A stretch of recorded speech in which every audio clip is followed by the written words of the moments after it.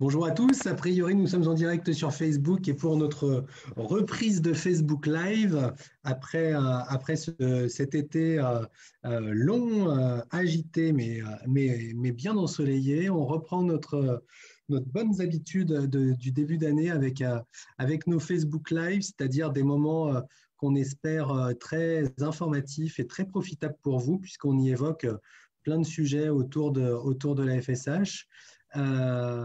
Et puis, juste avant, j'espère que tout le monde va bien. J'espère que tous les amis FSH vont bien, que toutes les familles des amis FSH vont bien. J'ai le plaisir de vous présenter celle que tout le monde connaît, Alexandra Belaïev, professeure Belaïev, qui reprend du service avec nos Facebook Live et avec une super conférence qui va venir. Alors évidemment, vous pourrez la regarder en replay sans problème, mais regardez-la parce que Alexandra va faire la synthèse de ce qui s'est dit au congrès international de la FSH organisé aux États-Unis par la FSHD Society le 25 juin dernier.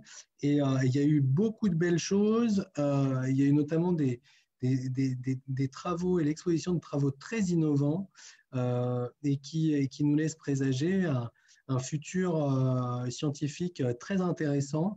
Bonjour Alexandra. Bonjour Pierre, bonjour Tout à va tous les bien? amis FSH. Tout va bien en Belgique? Il pleut donc ça va. Bon, comme à Paris, ni plus ni moins. Bon, très rapidement, on va passer aux choses sérieuses et à ta présentation, Alexandra. Juste avant, deux, trois petits rappels.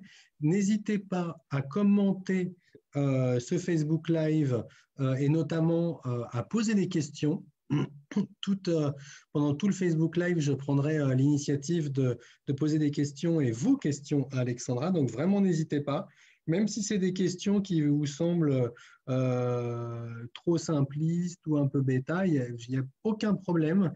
Justement, Alexandra est là pour décortiquer, vulgariser, populariser. Donc, n'hésitez pas à poser vos questions. Et puis voilà, surtout, vous pouvez liker, vous pouvez commenter donc, et vous pouvez partager sur vos réseaux sociaux cette belle vidéo qui va bientôt voir le jour. Eh bien, voilà. Bah, écoute, Alexandra, sans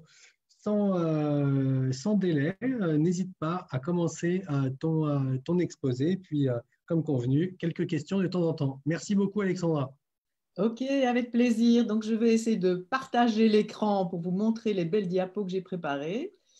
On a répété quelques fois, donc normalement, ça doit marcher. Et Waouh! ça marche, nous y sommes. Excellent. Et donc voilà. Donc l'idée c'est que on va attendez parce qu'il faut maintenant que j'arrive. Voilà. Donc on va parler du congrès organisé par la FSH Society qui, vous le savez, a changé de nom. Elle s'appelle maintenant FSHD Society, ce qui me paraît beaucoup plus logique par rapport au nom de votre maladie.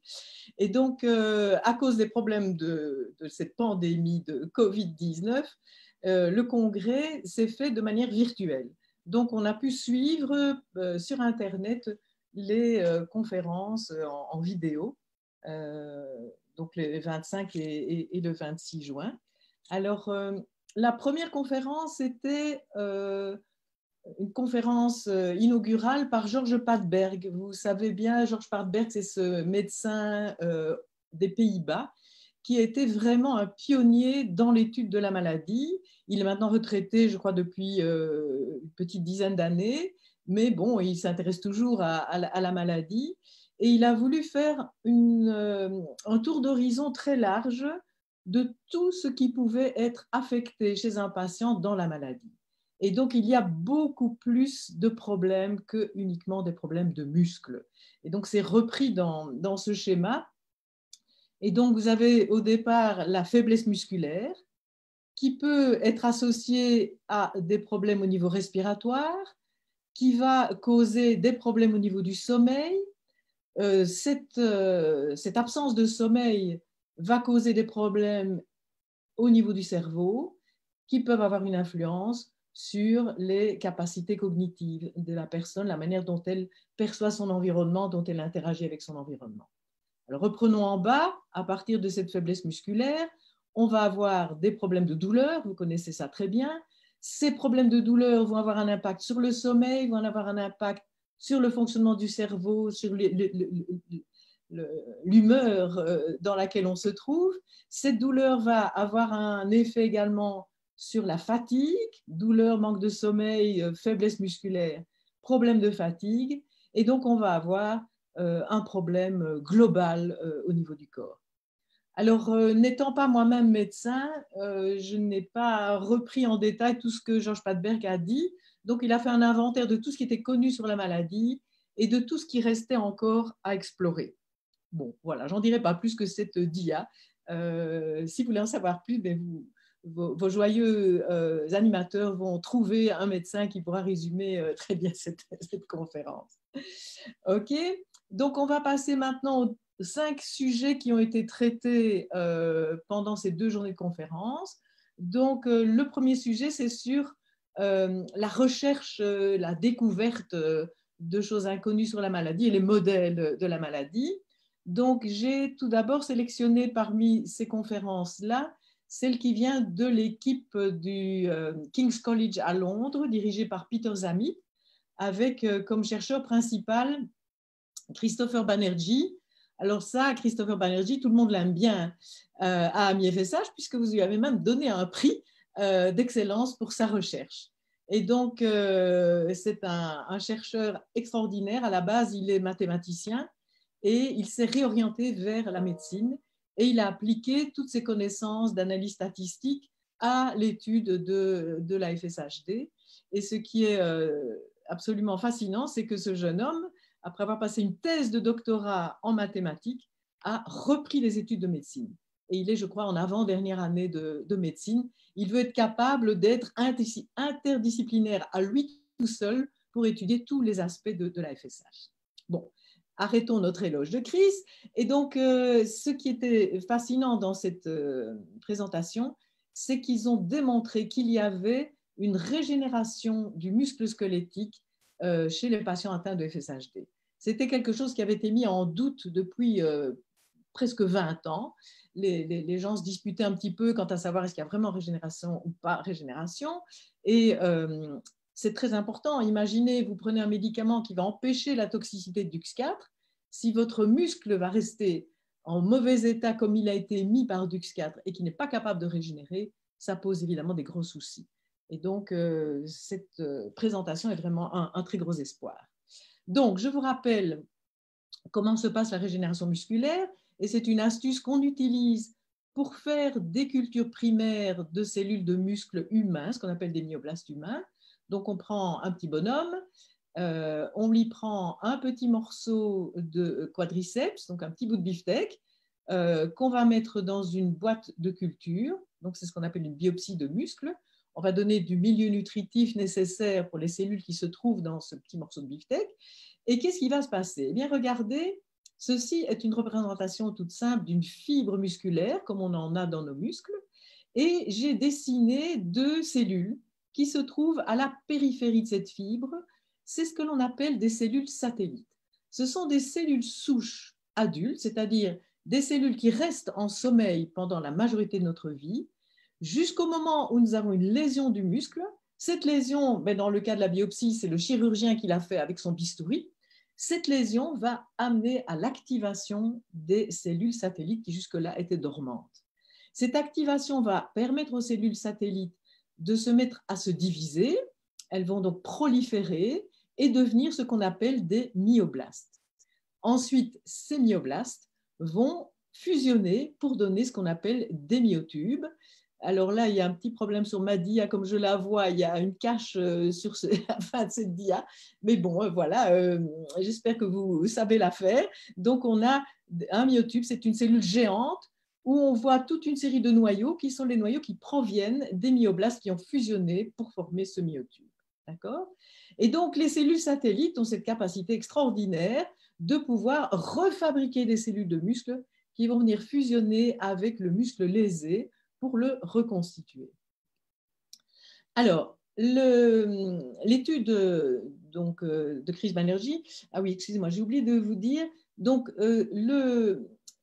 rectangle ici en haut vous indique le titre de la présentation telle qu'elle a été faite au congrès, et la flèche vous indique que cette étude a ensuite été publiée dans un article scientifique. Et donc ça, c'est le titre de l'article scientifique paru au mois d'août 2020, donc après le congrès, dans le journal Human Molecular Genetics, qui est un journal de très bon niveau.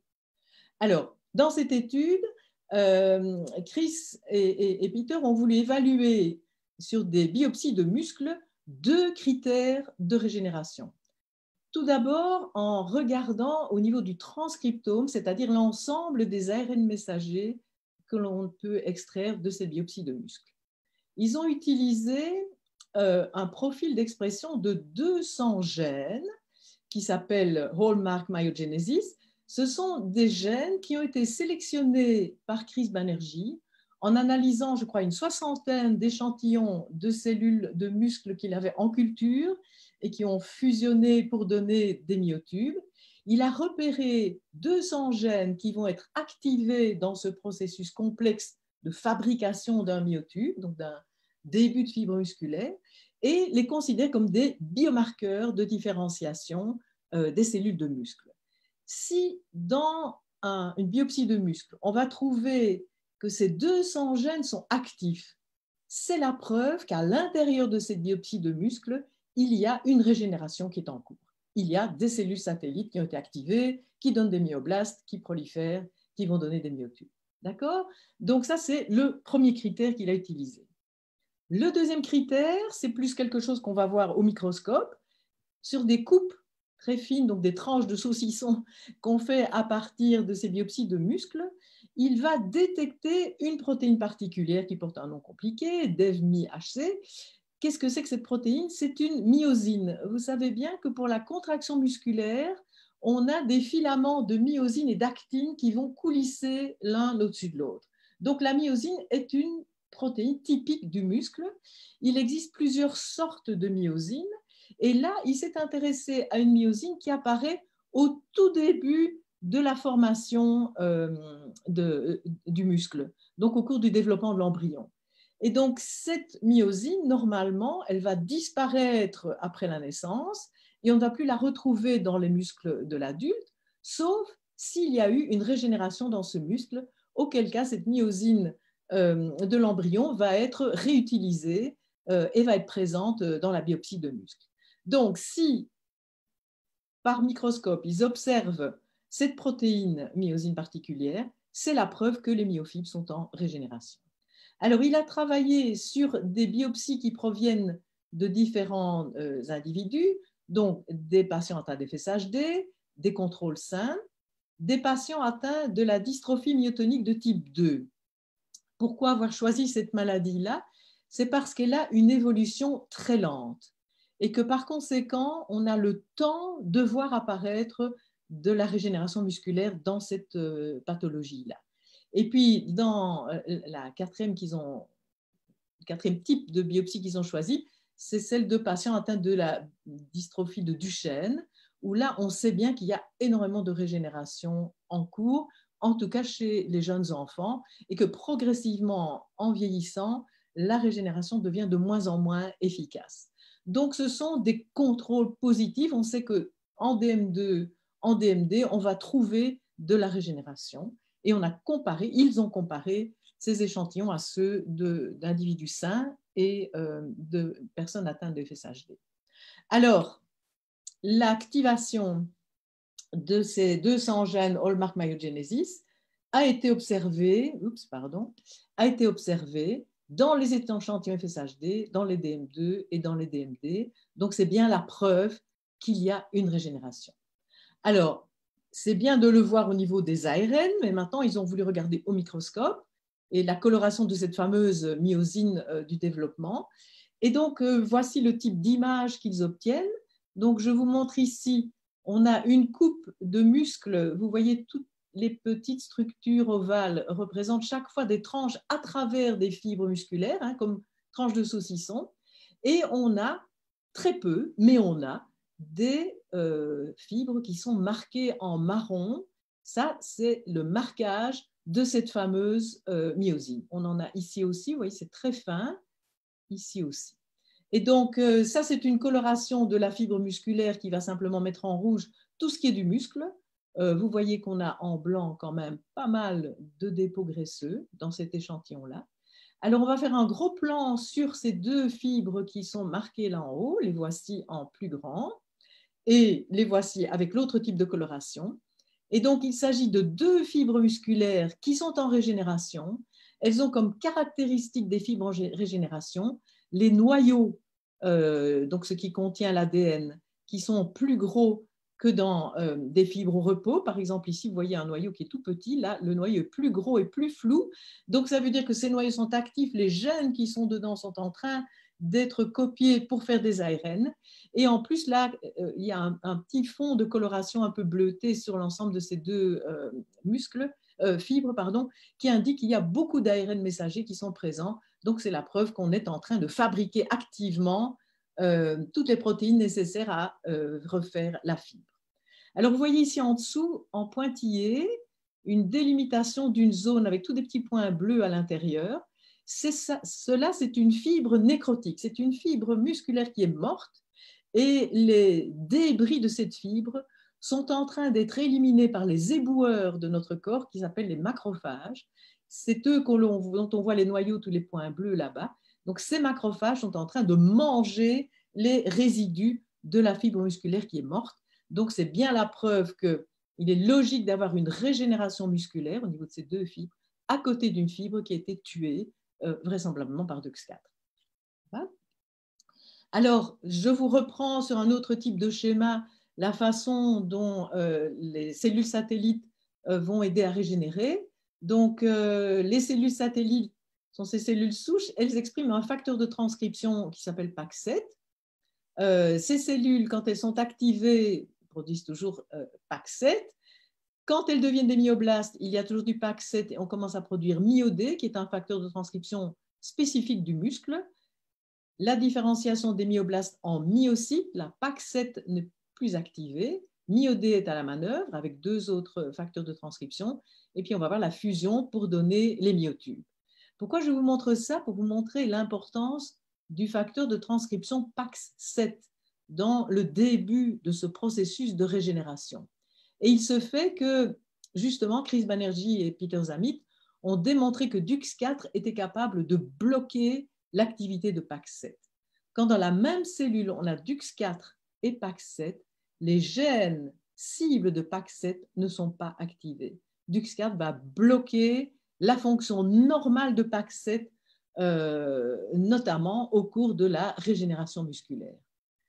Donc, en conclusion, puisqu'on vient de montrer qu'il y a une régénération dans les muscles FSHD, on va pouvoir... Oh, excusez-moi, j'ai oublié de dire d'un truc qui est écrit en petit dans le haut de ma dia, toutes mes excuses. Donc, où va-t-on trouver des fibres en régénération dans les muscles FSHD? Ils en trouvent dans à peu près 80% des biopsies de quadriceps, à peu près 90, comme on dit en Belgique, des biopsies du tibialis antérieur, qui est donc un muscle du bas de la jambe.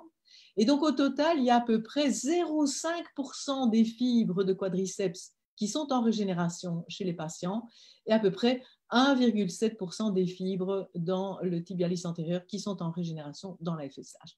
Donc, ce n'est pas beaucoup. Ici, ça veut dire qu'à peu près, il y a 2 fibres sur 100 qui sont en régénération. Mais ça suffit. À partir du moment où on est capable d'avoir une régénération, on va pouvoir aider ce processus-là. Donc, la présence de régénération permet de penser qu'on pourrait faire une double thérapie pour la FSHD. La suppression de DUX4, donc ça va arrêter de faire de nouvelles dégradations des muscles, de tuer de nouvelles fibres musculaires, puisque c'est DUX4 qui les tue. Ça va aussi arrêter le blocage de la différenciation des cellules satellites, donc le travail fait par PAX7, qui normalement est bloqué par DUX4 dans les muscles FSHD. Et donc, le fait de bloquer cette interférence de DUX4 par rapport à l'activité de PAX7 va aider à la régénération des muscles. Et donc, la suppression de DUX4 a donc déjà un aspect favorable au niveau régénération des muscles, mais en plus, il existe d'autres thérapies qui peuvent favoriser la régénération musculaire et qui pourraient donc être utilisées en FSHD puisque les muscles FSHD sont capables de régénérer. On va juste leur donner un petit coup de pouce. Donc voilà la fin de l'histoire très intéressante de Peter Zamy. Alors je ne sais pas si quelqu'un veut poser des questions à ce stade-là. Pierre, Alors, regarde sur son oui, écran. je regarde. Sur la régénération, j'ai pas beaucoup de questions, mais c'est pas grave parce que moi j'en ai deux, Ah bon, des d'accord. questions. Non, mais je regarde en même temps parce que il y a une autre question. OK. Moi j'ai une question. Est-ce que cette régénération, elle est opérationnelle sur des muscles existants, c'est-à-dire dès lors qu'une fibre est attaquée, blessée, la régénération se fait, ou est-ce que c'est une régénération qui peut créer des nouvelles fibres? Je ne sais pas si je me fais comprendre. Oui. Euh, Écoute, là, franchement, je ne peux pas te répondre. Tout ce qu'ils peuvent dire, si tu veux, c'est dans les analyses qu'ils ont faites sur des coupes de muscles. Et donc là, forcément, tu regardes à un instant figé dans le temps. Tu ne sais pas très bien ce qui s'est passé avant, ce qui va se passer après. Donc, ce qu'il va falloir faire maintenant, c'est bien regarder sur des modèles animaux si on peut arriver à reproduire la même chose, où on pourrait suivre au cours du temps la formation de fibres. Et donc, là, ce qui est intéressant dans cet exemple des deux fibres côte à côte, c'est qu'on peut se poser la question, est-ce que, en fait, ce n'est pas des fibres qui redémarrent à partir de rien, puisqu'elles Oui, sont juste à côté d'une fibre qui vient de mourir. Peut-être qu'il y a une régénération, formation de nouvelles fibres, de novo. Mais oui. je ne sais pas du tout. Par Mais contre, en tout cas, ici, stratégiquement, cette oui, thérapie, enfin, au pire, ça régénère une partie des muscles existants qui perdent leur fonction. Ça serait entre guillemets le pire, c'est-à-dire il y a un petit peu de régénération qui se fait sur ce qu'il existe. Après, le mieux, ça pourrait être peut-être de nouvelles fibres. oui. Donc là, je ne sais pas du tout. On peut imaginer que si Dux4 est là et qu'il commence à attaquer, par exemple, ces deux fibres toutes fines Mm. que l'on voit ici, euh, ces fibres ne sont pas mortes, mais les cellules satellites qu'elles ont ressenti une attaque, se sont activées et commencent à refabriquer des Mm. myoblastes qui vont fusionner avec ce qui reste de cette fibre qui a été attaquée. Donc, on pourrait imaginer qu'au moment où on va donner le médicament contre DUX4, on va aller bloquer le processus toxique qui peut être initié par DUX4 et peut-être que ces fibres-là vont pouvoir, dans la foulée, directement recommencer à régénérer. Mm. Mais voilà, Mm. hypothèse, je ne peux pas t'en dire plus. Euh, et j'avais une autre question sur PAC7, euh, qui s'avère être un très bon précurseur de la régénération, comme tu Tout à disais, fait, oui. euh, qui semblait être aussi de fait peut-être un indicateur de l'évolution de la FSHD chez les gens, c'est-à-dire que mesurer PAC7, ça pouvait être ça peut être peut-être intéressant pour mesurer l'évolution de la maladie. Je voulais savoir s'il y a des thérapies qui étaient envisagées autour de ce gène un peu spécifique et un petit peu nouveau dans le champ de la FSH. Donc là, tu fais référence à ces travaux de Christopher Banerjee chez Peter Zamit. Et donc, je crois qu'il a publié déjà maintenant 3 articles sur ce thème-là. Et donc, ce qu'il dit, c'est que vous savez bien que DUX4 peut activer l'expression de toute une série de gènes. Donc, souvent, pour prouver que DUX4 a été présent dans une cellule, on va regarder si ces gènes cibles sont activés.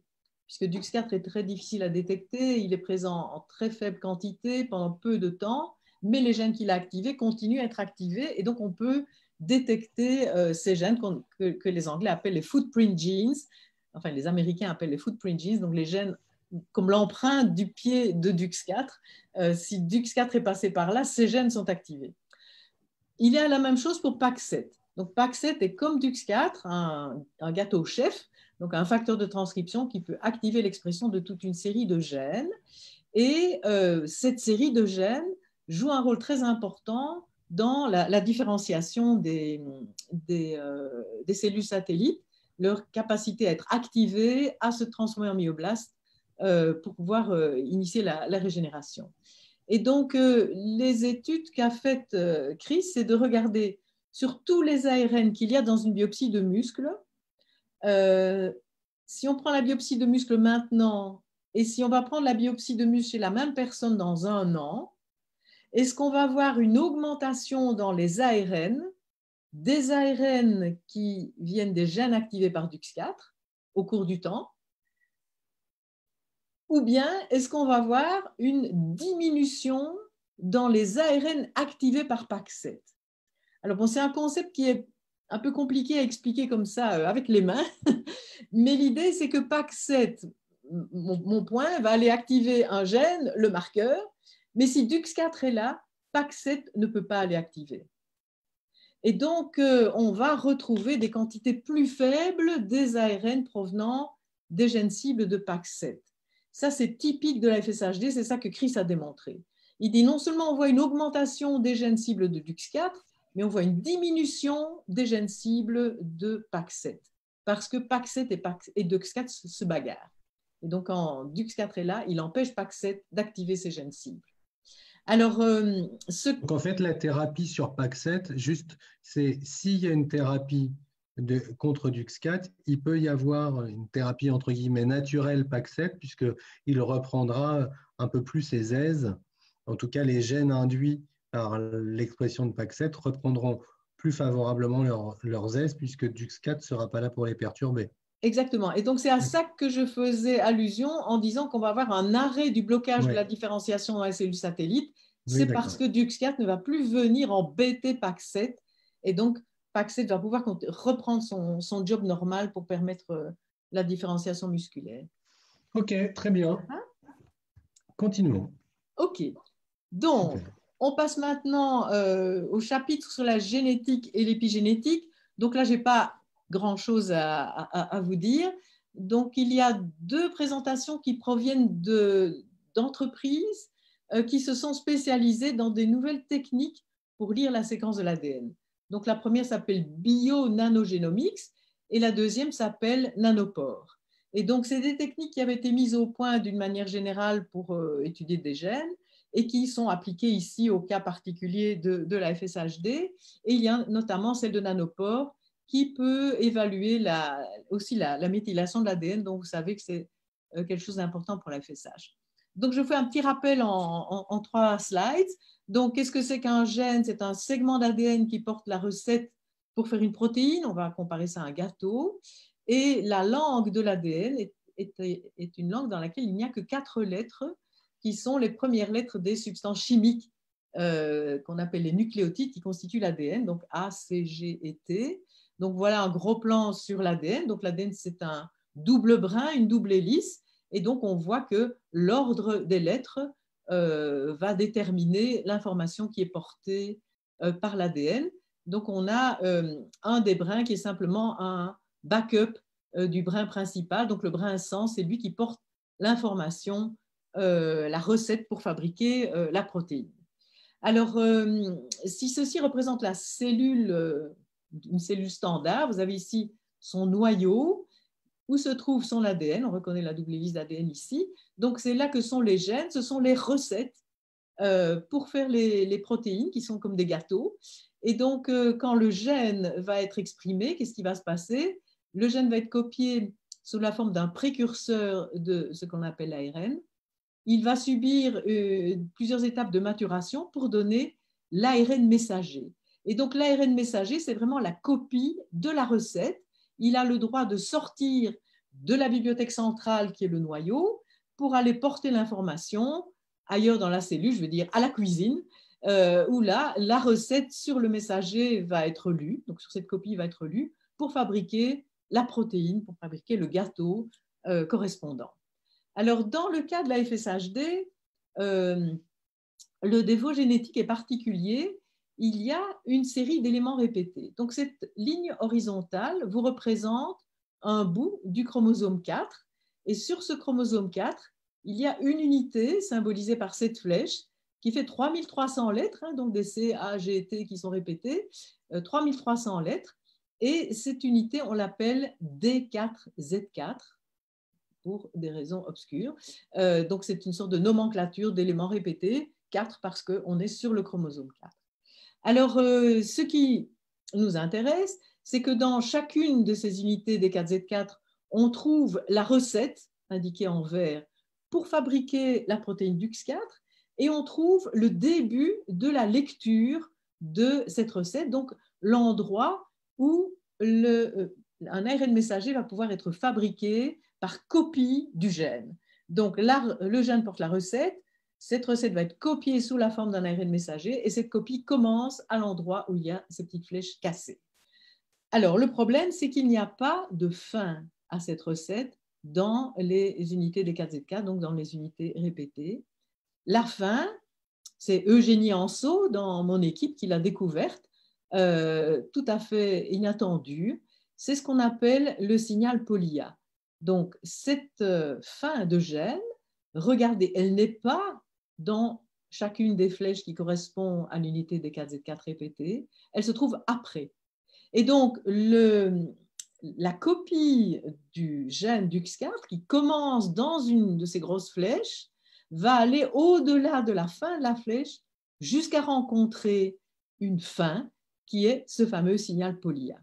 Et donc, c'est ça qui va stabiliser l'ARN messager DUX4 et qui va faire qu'il produit la protéine toxique. Donc, il faut absolument que ce gène DUX4 ait une fin. Sur le chromosome 10, on a des éléments répétés tout à fait semblables, mais il n'y a pas de signal POLIA. Donc, sur le chromosome 10, on ne peut pas fabriquer un ARN messager DUX4 stable qui pourrait donner la protéine toxique. Donc, c'est pour ça que les gens qui ont le problème de la FSHD ont ce gène DUX4 du chromosome 4 qui est activé et non pas un gène DUX4 sur le chromosome 10. Ça va ? Alors, je continue. Donc, à partir du moment où on a appelé 4QA la version du chromosome 4 qui a ce signal POLIA. Donc, on appelle ça l'allèle. Donc, ça, c'est quelle sorte de chromosome? L'allèle 4QA. Donc, à partir du moment où il y a un allèle 4QA, eh bien, vous allez avoir un ARN messager stable parce qu'il a une queue POLIA et il va pouvoir produire la protéine DUX4 toxique qui va tuer la cellule. Ça va? Alors, dans la foulée, je vous parle d'une deuxième présentation qui a été faite à ce congrès sur de la FSH Society au mois de juin, donc du laboratoire de Silver van der Marel. Donc ça, c'est vraiment l'équipe des généticiens de l'université de Leiden, principalement en Hollande, associée avec toute une série d'autres labos, pour arriver à identifier des patients atteints de FSHD et qui ont des fantaisies au niveau de leur génétique. Et donc, ce qui est très intéressant, c'est qu'il a découvert ici 2 familles qui ont la maladie qui leur est transmise à partir du chromosome 10. Donc, voici une représentation de cette équipe du chromosome 4 avec tous ces éléments répétés.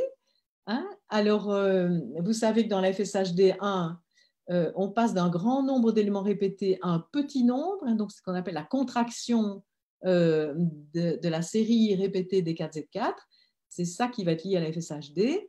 Et donc, s'il y a un signal de polyadénylation à la fin de ces éléments répétés, donc l'allèle 4QA, on va fabriquer un ARN messager DUX4 polyadénylé stable qui va produire la protéine toxique.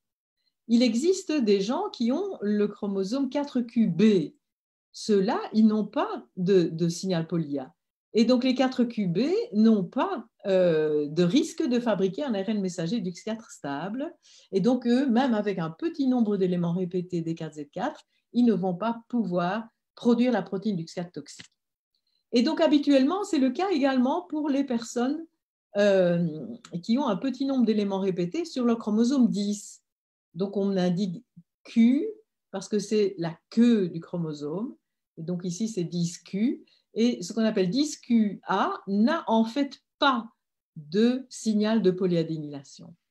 Mais ce que cette recherche a démontré, c'est qu'il existe des rares individus chez lesquels un petit morceau du chromosome 4 avec le signal polya a été transplanté, est venu se coller, donc était coupé du chromosome 4, est venu atterrir sur le chromosome 10 et est venu apporter un signal polya sur le chromosome 10. Et donc ces gens-là, maintenant, peuvent fabriquer un ARN messager DUX4 stable avec une queue polya. Et par conséquent, ils vont pouvoir produire la protéine toxique à partir du chromosome 10QA, ce qui est quelque chose de rarissime. Il faut vraiment qu'il y ait eu une translocation de chromosome qui amène le signal polya du chromosome 4 sur le chromosome 10 pour arriver à avoir cette expression. Et donc, ces personnes vont être malades à cause d'un défaut génétique sur le chromosome 10 et non pas sur le chromosome 4. Alors, ce qui est très intéressant dans cette observation, en fait, ici, il parle de 2 familles, mais il y en avait déjà une qui avait été étudiée par ce groupe en 2015, en 2010, pardon. Et la chose intéressante, c'est que ça permet de dire que le seul gène qui est nécessaire pour faire la FSHD, pour avoir la FSHD, c'est DUX4. Parce que sur le chromosome 10, c'est le seul gène qui est le même que sur le chromosome 4. Donc, pendant tout un temps, les chercheurs avaient dit, oui, DUX4, peut-être qu'il joue un rôle, mais il n'est pas tout seul. Il y a plusieurs autres gènes, FRG1, FRG2, DUX4C, qui sont sur le chromosome 4 et qui pourraient aussi contribuer à la FSHD. Ici, ce que Lemers et Van der Marel disent, c'est non, ces patients sont malades à cause d'un défaut sur le chromosome 10 et la seule protéine qu'ils produisent, c'est la DUX4. Et donc, les autres gènes, d'après eux, qui sont sur le chromosome 4, ne joueraient pas de rôle dans le développement de la maladie. Alors, c'est peut-être bien vrai pour ces patients-là, ces familles particulières où le défaut est sur le chromosome 10, mais il n'est pas impossible que pour la majorité des patients pour lesquels le défaut est lié au chromosome 4, il y ait d'autres gènes du chromosome 4 qui contribuent aussi à la pathologie, même si eux tout seuls ne peuvent pas causer la maladie, ils peuvent y contribuer. Voilà. Donc, voilà, ça c'était la fin de ce que j'ai retenu pour ce chapitre génétique épigénétique. Donc, je ne sais pas s'il y a des questions. Super intéressant, notamment l'étude Lemers et Van der Marel qui effectivement montre quelque chose d'assez extraordinaire. On sait pourquoi, on sait comment cette translocation se passe, ou c'est le fruit du hasard ou le fruit de choses méconnues? On connaît les mécanismes de translocation, mais on ne sait pas très bien ce qui initie le processus. Et donc, les gènes à l'intérieur du noyau sont répartis non pas au hasard, mais sont regroupés dans des espèces de centres où ils peuvent avoir des risques d'interaction entre eux. Et en particulier, les gènes ou les morceaux de chromosomes qui contiennent des segments d'ADN très semblables au niveau de la séquence peuvent avoir tendance à se coller les uns aux autres. Et donc, vous savez que normalement, un ADN, c'est 2 brins qui sont complémentaires. Mais si vous mettez 2 ADN l'un à côté de l'autre, vous risquez d'avoir un recouvrement de ces ADN qui ont des séquences identiques et complémentaires. Et donc, ils vont pouvoir se coller les uns aux autres, ce qui va induire des cassures dans l'ADN et qui pourrait faire des échanges d'un bout d'un chromosome 4 qui va atterrir sur le chromosome 10 et inversement, le bout du chromosome 10 prend la place du bout du chromosome 4 qui vient d'être transplanté. Et donc, on a comme ça des croisements qui se font. Eh bien, écoute, Alexandra, pas de questions, on peut poursuivre. On continue. Donc, on va passer à l'étude des mécanismes de la maladie et de la pathologie. Et donc, tout d'abord, c'est une présentation de Angela Leck. Alors, c'est une jeune chercheuse vraiment extraordinaire dont le mari est atteint d'une myopathie, ce n'est pas la FSHD, c'est une autre. Et donc, cette chercheuse extrêmement brillante a décidé d'étudier, de rechercher quels sont les gènes qui aide DUX4 à être toxique. Donc, son idée, c'est que ce n'est pas DUX4 n'est pas capable à lui tout seul d'aller tuer la cellule. Il a besoin d'une armée de mercenaires qu'il va aller activer, et ce sont les mercenaires qui vont tuer la cellule. Donc, ce qu'elle a décidé de faire, c'est une étude sans aucun a priori, à très très grande échelle, en utilisant le système CRISPR-Cas9. Donc, c'est en gros un système de paires de ciseaux moléculaires qui peuvent aller couper sélectivement le gène qu'on veut. Et donc, on peut avoir une collection de CRISPR-Cas9 qui vont aller toucher toute une collection de gènes différents. Alors, je vous rappelle un peu le topo. Donc, on a toutes les cellules d'un individu qui ont le même programme génétique, que dans le noyau, on a les chromosomes. Dans le noyau des cellules, il y a, pardon, je vais trop vite. Un individu est fait d'un très grand nombre de cellules, et dans chacune des cellules, il y a le noyau avec ses paires de chromosomes. Et il y a ces petits points bleus que j'avais dessinés dans ma cellule et qui passaient inaperçus, là j'attire l'attention dessus, ce sont ce qu'on appelle les mitochondries. Les mitochondries, ce sont des restes de l'évolution. Il y a je ne sais pas combien de milliards d'années, une petite bactérie un jour est allée se réfugier à l'intérieur d'une cellule. Elle s'y trouvait bien, elle y est restée. La cellule s'est dit, mais tout qu'on fait, cette petite bactérie, elle peut me donner un coup de main pour faire de l'énergie. Qu'est-ce qu'elle avait d'original, cette petite bactérie? Elle était capable d'utiliser l'oxygène pour faire une combustion contrôlée des substances comme le glucose, par exemple, de façon à fournir de l'énergie. Et donc, la cellule a fait une association win-win avec cette petite bactérie. D'une part, la bactérie est protégée à l'intérieur de la cellule, et d'autre part, la cellule utilise l'énergie qui lui est fournie par cette bactérie. Et cette bactérie, elle peut se diviser et proliférer à l'intérieur de la cellule. Et donc, tous ces petits points bleus sont ce qu'on appelle des mitochondries. Donc, ce sont ces bactéries qui, dans l'évolution, un jour sont venues s'installer dans la cellule. Donc, les mitochondries ont cette capacité extraordinaire de pouvoir produire de l'énergie grâce à l'oxygène.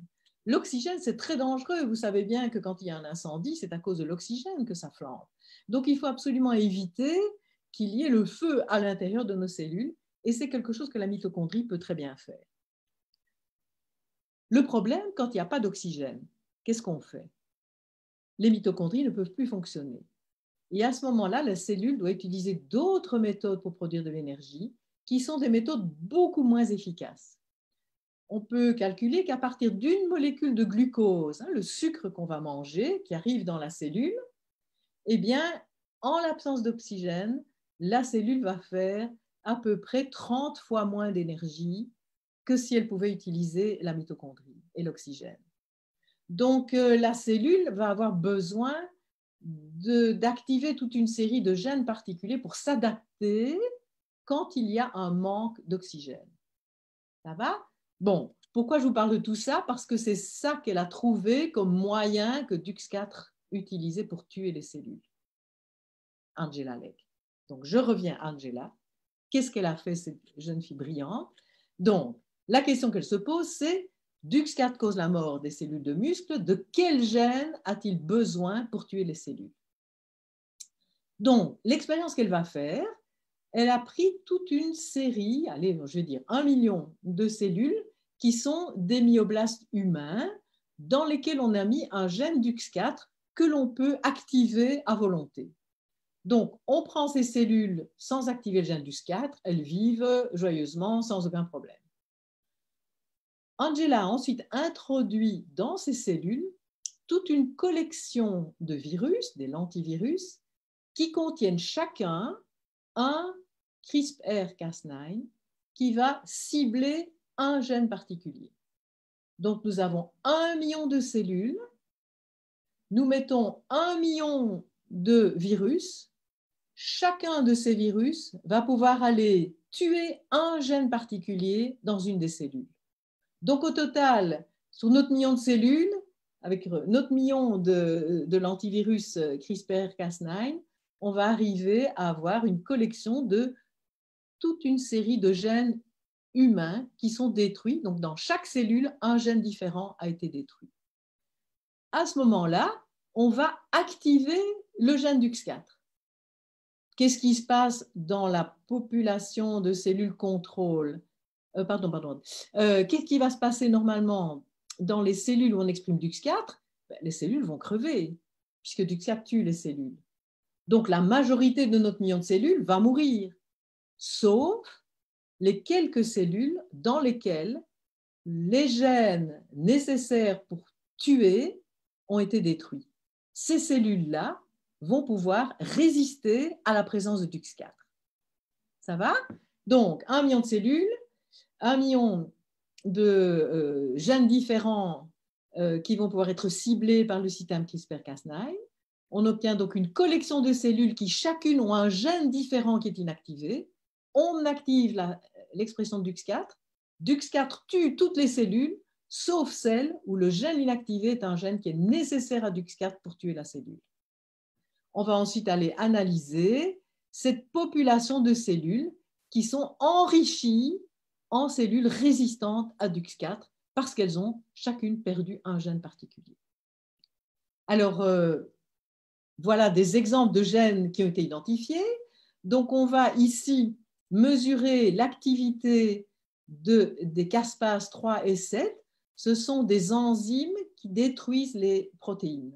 Donc, quand DUX4 va tuer une cellule, il active ces enzymes. Et donc, si on mesure une importante activité de ces enzymes, ça veut dire que la cellule est en train de crever. Donc, prenons la cellule sans avoir induit DUX4. Il n'y a pas d'activité de ces enzymes tueuses. On amène DUX4, activité des enzymes tueuses qui augmente très fort. Et maintenant, voyons si on a cassé le gène qui s'appelle IF. On n'a pas production des enzymes tueuses, même en présence de DUX4. Un autre gène qui s'appelle RNT, idem. Un autre gène, CDNK1A, idem. Un autre, CBP, idem. Donc, qu'est-ce qui se passe?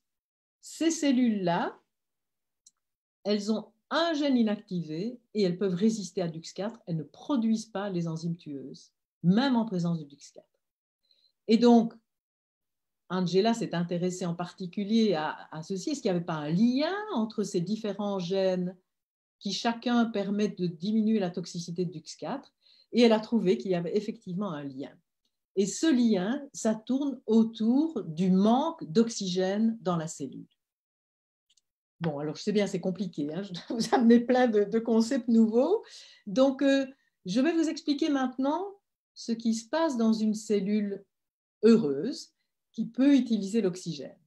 Donc, on est en présence d'oxygène, c'est ce qu'on appelle scientifiquement la normoxie, donc la quantité normale d'oxygène, normoxie. Donc, dans ces conditions-là, il y a un facteur de transcription, donc encore un gâteau chef comme DUX4, qui s'appelle IF1-alpha, qui est modifié et qui va être marqué pour être détruit. Donc, en permanence, en présence d'oxygène, IF1-alpha se fait démolir. Alors, vous direz, c'est très malin. Pourquoi est-ce que la cellule se fatigue à fabriquer cette protéine IF1-alpha si c'est pour la détruire?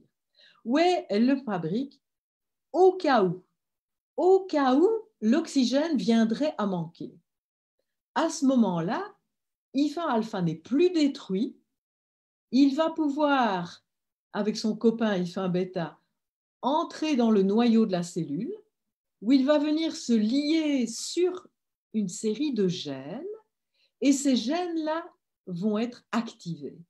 Donc, on se trouve maintenant en situation dramatique. C'est comme vous, quand vous n'arrivez plus à respirer, c'est la panique. La cellule n'a plus assez d'oxygène, il faut absolument qu'elle trouve un truc pour s'adapter, pour arriver quand même à produire de l'énergie, alors que la majorité de son énergie venait jusque-là de l'oxygène grâce aux mitochondries. Plus d'oxygène, les mitochondries ne peuvent plus fonctionner, il faut faire de l'énergie autrement. Et donc, cet autrement, eh bien, c'est possible, il y a moyen de faire de l'énergie à partir du glucose en l'absence d'oxygène. Donc, c'est ce qu'on appelle en condition anaérobie. en l'absence d'oxygène, donc ça fonctionne sans besoin des mitochondries. On est en condition où il n'y a pas assez d'oxygène, c'est ce qu'on appelle hypoxie. Donc hypoxie, c'est très peu d'oxygène. Anaérobie, c'est pas du tout d'oxygène. Et donc les cellules peuvent s'adapter à l'hypoxie en activant des gènes particuliers qui leur permettent de fabriquer des enzymes qui vont faire de l'énergie en l'absence d'oxygène. C'est absolument crucial que la cellule puisse faire ça, sinon elle meurt en absence d'oxygène. Ça va? Donc, je reprends le système. En présence d'oxygène, le facteur de transcription IF1-alpha est produit tout le temps, mais démoli tout le temps. En manque d'oxygène, IF1-alpha n'est pas démoli. Il peut rentrer dans le noyau, activer l'expression d'une série de gènes qui produisent des enzymes pour fabriquer de l'énergie à partir du glucose en l'absence d'oxygène. Et c'est justement ce IF1-alpha qui est un tueur à la solde de DUX4. Donc voilà la preuve. Donc ici, on a une étude par immunofluorescence. Donc on a marqué des protéines dans une culture de cellules. Vous voyez ici des cellules dans lesquelles les noyaux sont peints en bleu. Eh bien, un de ces noyaux, donc ceci c'est le même champ pris avec une autre couleur, contient la protéine IF1-alpha et contient également DUX4. On en est sûr, quand on va superposer ces deux images de DUX4 et d'IF1-alpha, le vert plus le rouge va nous donner cette couleur. Donc, c'est exactement le même noyau qui contient DUX4 et IF1-alpha. Donc, si DUX4 veut tuer, IF1-alpha est là. Alors, voilà ici, ça, c'était les cellules artificielles dans lesquelles on pouvait induire la production de DUX4. Voici maintenant des cellules de patients où on a fait des cultures et on a obtenu des myotubes. Donc, fusion des myoblastes en myotubes. Voilà un noyau de myotube qui contient DUX4. Le même noyau contient IF1-alpha. On voit ici, c'est la coloration de tous les noyaux et on va superposer le rouge, le vert et le bleu et on voit que c'est cette cellule-là qui a à la fois DUX4 et IF1-alpha. Donc, IF1-alpha est là aux ordres de DUX4 dans cette cellule-là, idem dans ces deux noyaux qui sont présents à l'intérieur d'un myotube. Ça va? Donc, on a bien colocalisation de DUX4 et d'IF1-alpha.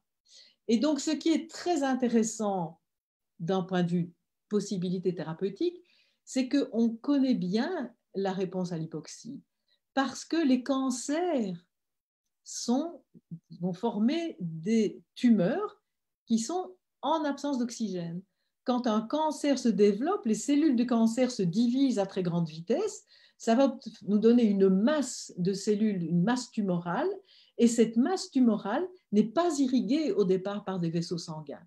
Donc, les cancers, les tumeurs de cancer, sont en condition d'hypoxie. Et les chercheurs en cancérologie ont cherché des médicaments qui pouvaient empêcher la cellule cancéreuse de s'adapter au manque d'oxygène pour la faire crever par manque d'oxygène, par manque d'énergie. Et donc, voilà une collection, voici IF1-alpha, et donc il y a toute une collection d'enzymes qui interviennent dans la cellule pour activer IF1-alpha, et il y a ici toute une série de médicaments qui ont des noms très bizarres, qui peuvent bloquer certaines étapes dans cette cascade qui mène à l'activation de IF1-alpha.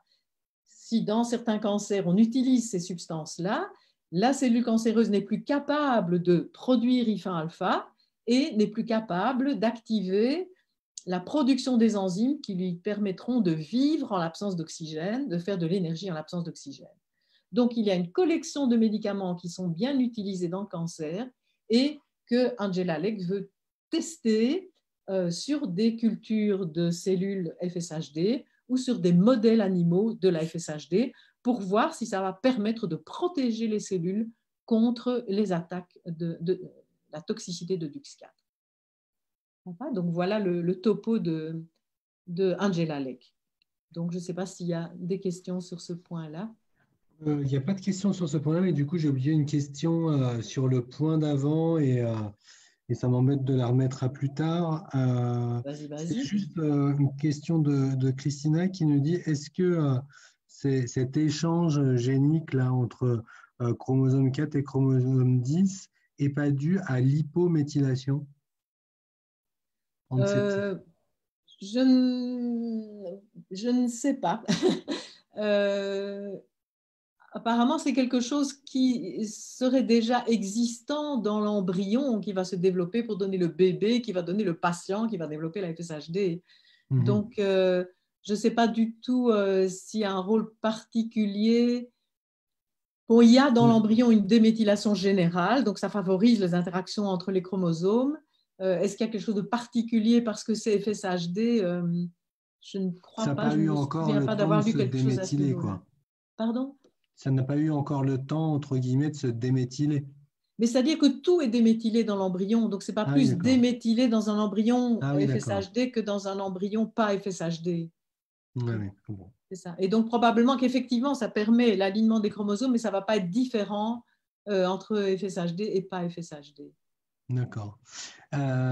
Super la présentation d'Angela Leck qui montre à la fois une compréhension encore plus fine et surtout des voies thérapeutiques, comme tu le disais à la fin, avec ce I1 alpha qui, si on l'arrête, pourrait arrêter beaucoup de choses. Certainement, oui, oui. En tout cas, c'est son idée et donc elle veut tester ça aussi sur des modèles de souris de la FSHD et donc c'est les manips qu'elle a commencé et qu'elle commençait à présenter au congrès.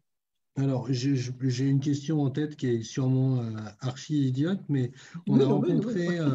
rencontré, c'est pas grave, moi ça me dérange pas, on a rencontré un préparateur physique vraiment de sportifs de très très haut niveau il y a quelques mois, et on a été amené à discuter de cas de myopathie et d'activité physique, ou en tout cas de, de, de, de, de- de, d'activité physique pour des problématiques notamment de mitochondrie, etc.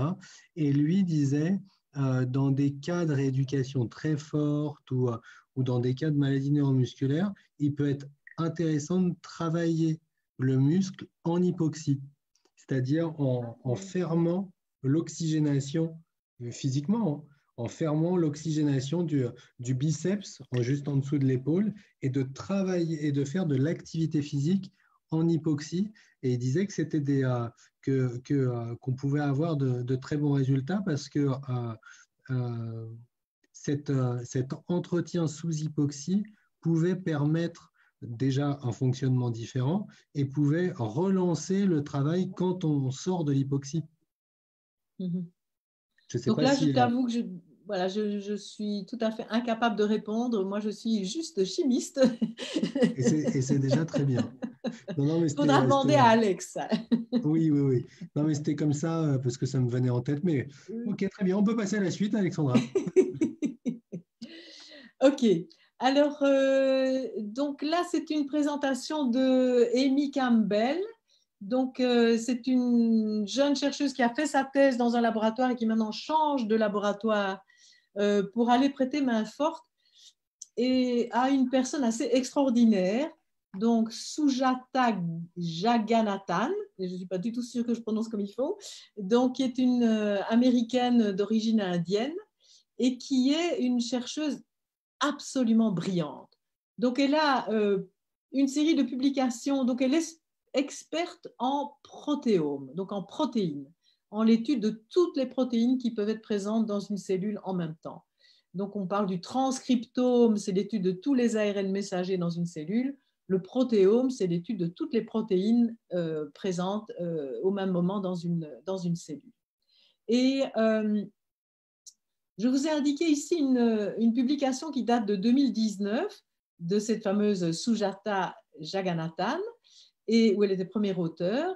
Et maintenant, cette jeune femme vient de démarrer son propre laboratoire. Donc, elle a quitté le nid où elle a été formée et maintenant, elle est installée à l'université de Colorado, Anschutz. Franchement, je n'avais jamais entendu parler de cette université-là. Et dans la petite équipe qu'elle a montée, donc je crois qu'il y a 6 à 7 personnes, elle a recruté Amy Campbell, qui est une excellente chercheuse qui a, si je me souviens bien, reçu un prix de la FSHD Society il y a 2 ans. Et donc, leur le raisonnement de base est le suivant. Donc, on sait bien que dans la FSHD, le rôle majeur de DUX4, c'est un rôle de facteur de transcription.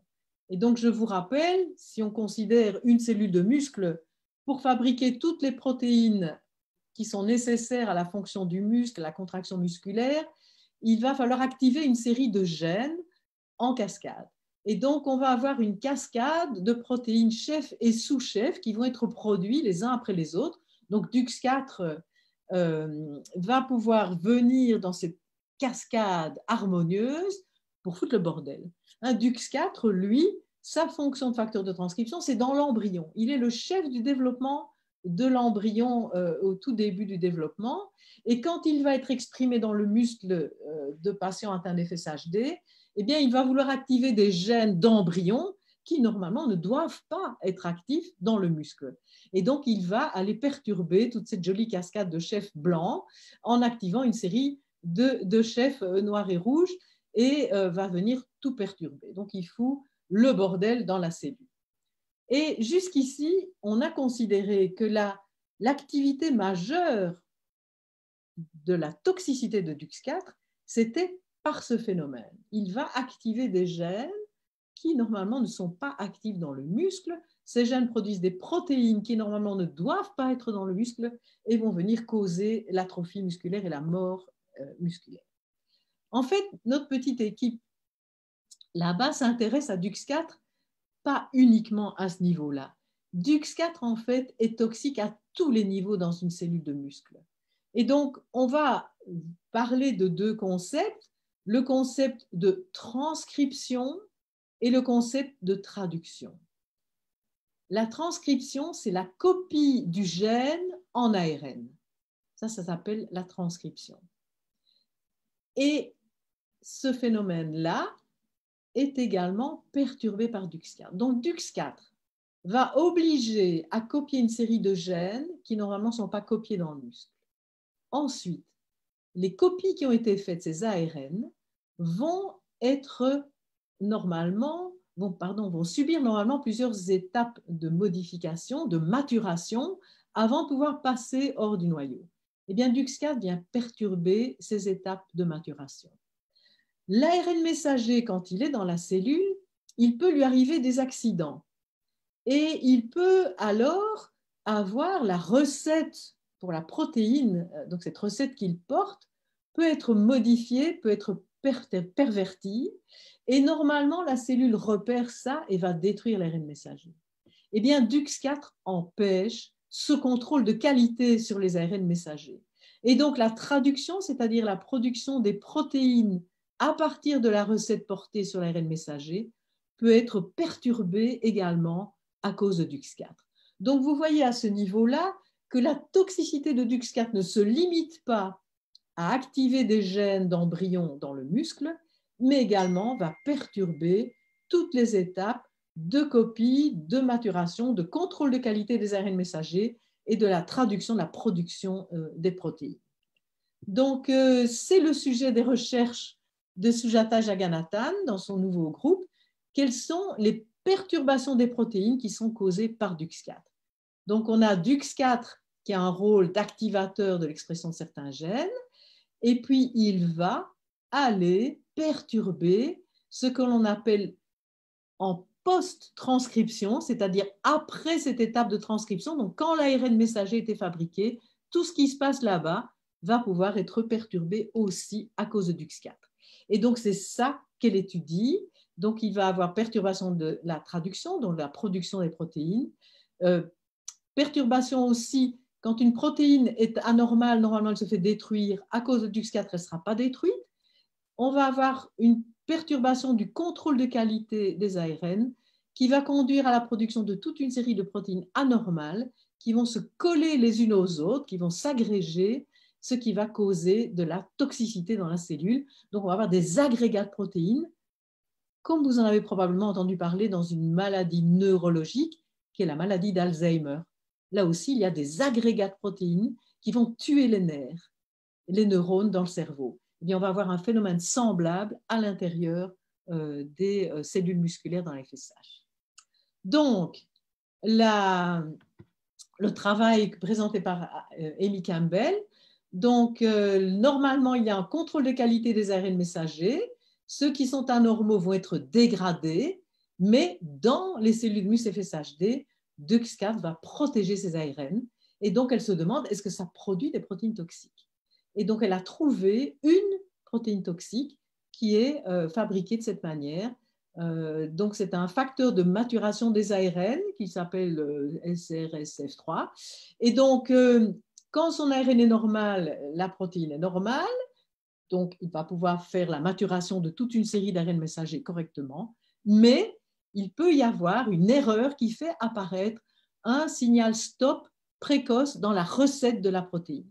Donc, on ne va pas arriver jusqu'au bout de la recette de la protéine portée par l'ARN messager. Donc, la protéine qui va être fabriquée va être tronquée. On aura perdu une dizaine d'acides aminés à la fin de cette protéine. Et on peut arriver à détecter cette protéine anormale. Des chercheurs ont fait un anticorps qui reconnaît la fin anormale de cette protéine. Et il les détecte dans les muscles FSHD, mais pas dans les muscles de contrôle sain. Donc, c'est un marqueur, finalement, de la FSHD. Cette protéine anormale, fabriquée à partir d'un ARN messager qui a un signal stop précoce dans la recette de protéines qu'il porte et qui devrait être détruit, mais qui n'est pas détruit à cause du DUX4 qui vient le protéger. Et donc, on s'est rendu compte que, enfin, Amy Campbell s'est rendu compte qu'en prenant des cellules normales et en exprimant des grandes quantités de cette protéine tronquée, donc en surexprimant cette protéine tronquée, elle induit l'agrégation des protéines. Les protéines vont toutes se coller les unes aux autres, ce qui va induire la mort de la cellule.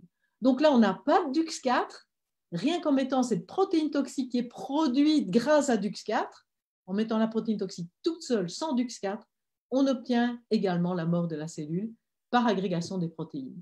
Donc, cette étude a mis en évidence un autre mécanisme par lequel DUX4 peut contribuer à la mort des cellules en empêchant la destruction des ARN messagers anormaux, ce qui permet la production d'une protéine toxique qui va causer l'agrégation des autres protéines et la mort de la cellule. Bon, voilà, petite pause si quelqu'un veut poser une question sur ça. Je bois un coup en attendant. Santé. Merci. J'ai pas de questions. Alors attends, je regarde. Donc, ça fait partie un peu de l'idée générale de quels sont tous les moyens par lesquels DUX4 va venir emmerder les cellules. On a vu Ouais. IF1 alpha avec Angela Lake, et ici avec Amy Campbell, on voit une autre protéine qui est produite de manière un petit peu plus compliquée à partir d'un ARN messager anormal qui devrait être détruit et que DUX4 empêche d'être détruit. Et ça fait un indicateur supplémentaire. Pas de questions, Voilà. Alexandra? Ça va? Alors, on va passer maintenant à la présentation de Michael Kaiba. Et donc, c'est un chercheur extrêmement brillant. Et il y a toute une série de publications dans son équipe qui ont été faites avec l'aide d'un jeune chercheur brillant qui vient du pays qui s'appelle la Macédoine, tout près de la Grèce. Donc, il s'appelle Darko Bosnakovski. Et donc, Darko a fait son doctorat et son postdoctorat chez Michael Kaiba à l'Université du Minnesota. Et puis, il est rentré chez lui en Macédoine. Il était nommé professeur à l'Université de Macédoine. Et tous les étés, il vient passer ses vacances dans le laboratoire de Michael Kaiba et il fait de la recherche pendant les 2-3 mois d'été. Et chaque année, il publie une publication de très, très haut niveau. Donc, c'est vraiment une équipe tout à fait top niveau. Alors, l'astuce ici, c'est qu'ils ont étudié un modèle de souris, un modèle de FSHD chez la souris, qui leur a permis pour la première fois de reproduire toute une série de caractéristiques que l'on va observer dans les muscles de patients.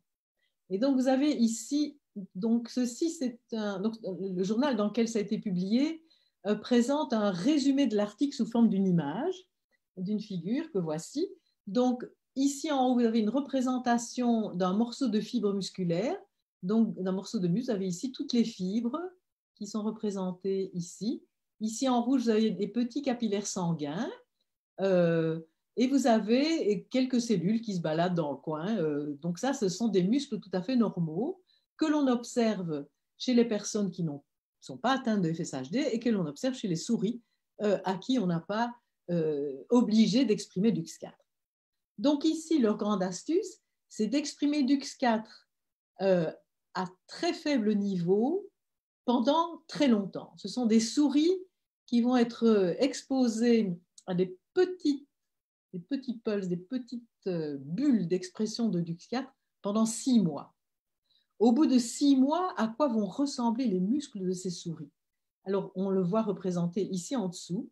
Donc, vous voyez qu'il y a une série de fibres, ces espèces de boudins là, une série de fibres qui ont disparu. Donc, ici, vous aviez 3 boudins l'un sur l'autre, là, vous n'avez que 2. Donc, il y a une des fibres qui a disparu, qui est remplacée par des cellules qui sont représentées comme ces espèces de petites vagues. Ces cellules, ce sont des fibroblastes. Donc, c'est ce que l'on appelle de la fibrose.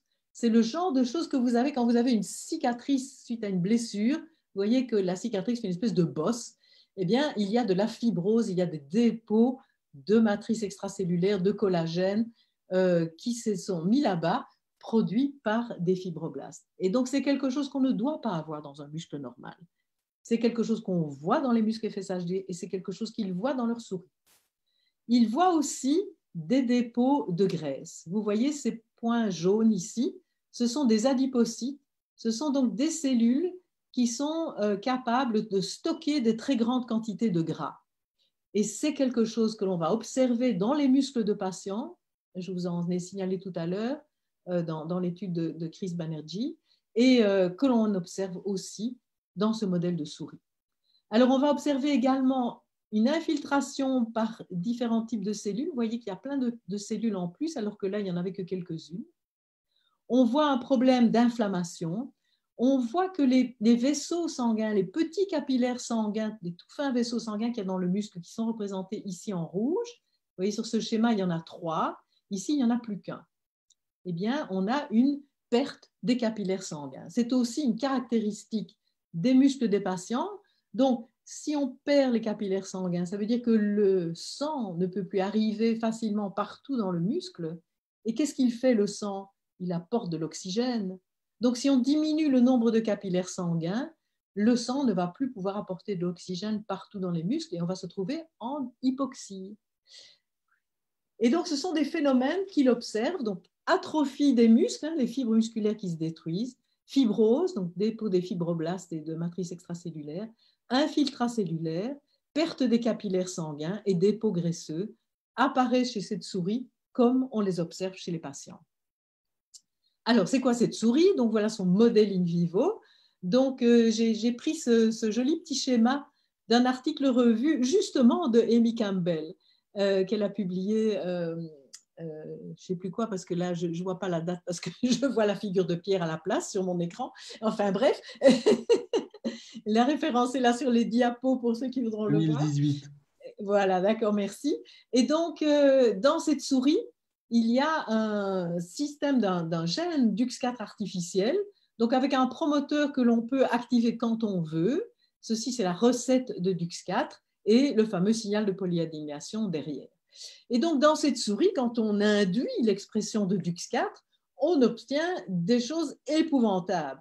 Le muscle fond, les souris perdent leur poil, les souris attrapent des maladies de la peau, une faiblesse musculaire, une myopathie, énormément d'inflammation, des infiltrations par des cellules du système immunitaire.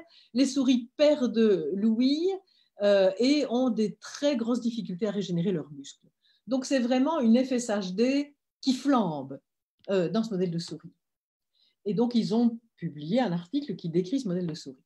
Et puis, ils ont réfléchi en se disant, mais cette FSHD extrême qu'on cause chez notre souris, ça arrive quand même très rarement chez les patients. Chez les patients, la FSHD, c'est quelque chose d'insidieux, de progressif, de très lent et très long. Si on essayait d'utiliser nos souris pour reproduire les conditions de la pathologie chez les humains. Et donc, ils ont utilisé ces souris-là, mais sans induire le gène DUX4. Ils se sont juste fiés au fait que leur promoteur, sans avoir aucune substance pour faire une activation de ce gène, il a des fuites. On a de temps en temps un petit peu du gène DUX4 qui est copié en messager, et ce messager va produire un petit peu de la protéine toxique DUX4. Et donc, cette expression à très faible niveau va se faire de manière au hasard, dans une fibre musculaire, puis dans une autre, dans un noyau de fibres musculaires, puis dans un autre, et puis ça s'éteint. Et donc, ils ont décidé d'utiliser ces souris sans aucune induction de DUX4, en se basant sur ces petites fuites spontanées qui ressemblent très fort à ce qui se passe chez le patient. Et ils ont suivi ces souris pendant 6 mois. Et au bout de 6 mois, ils ont regardé à quoi ressemblaient les muscles de souris et ont trouvé une remarquable similarité de pathologie avec les patients atteints d'FSHD. Alors, ce qu'ils ont poursuivi dans leur recherche, c'est qu'ils ont dit on va s'intéresser aux muscles, mais dans le muscle, il n'y a pas que des cellules de muscles. Il y a plusieurs sortes de cellules différentes dans les muscles. On va essayer de dissocier toutes les cellules qui se trouvent à l'intérieur d'un muscle, de les trier et de les purifier.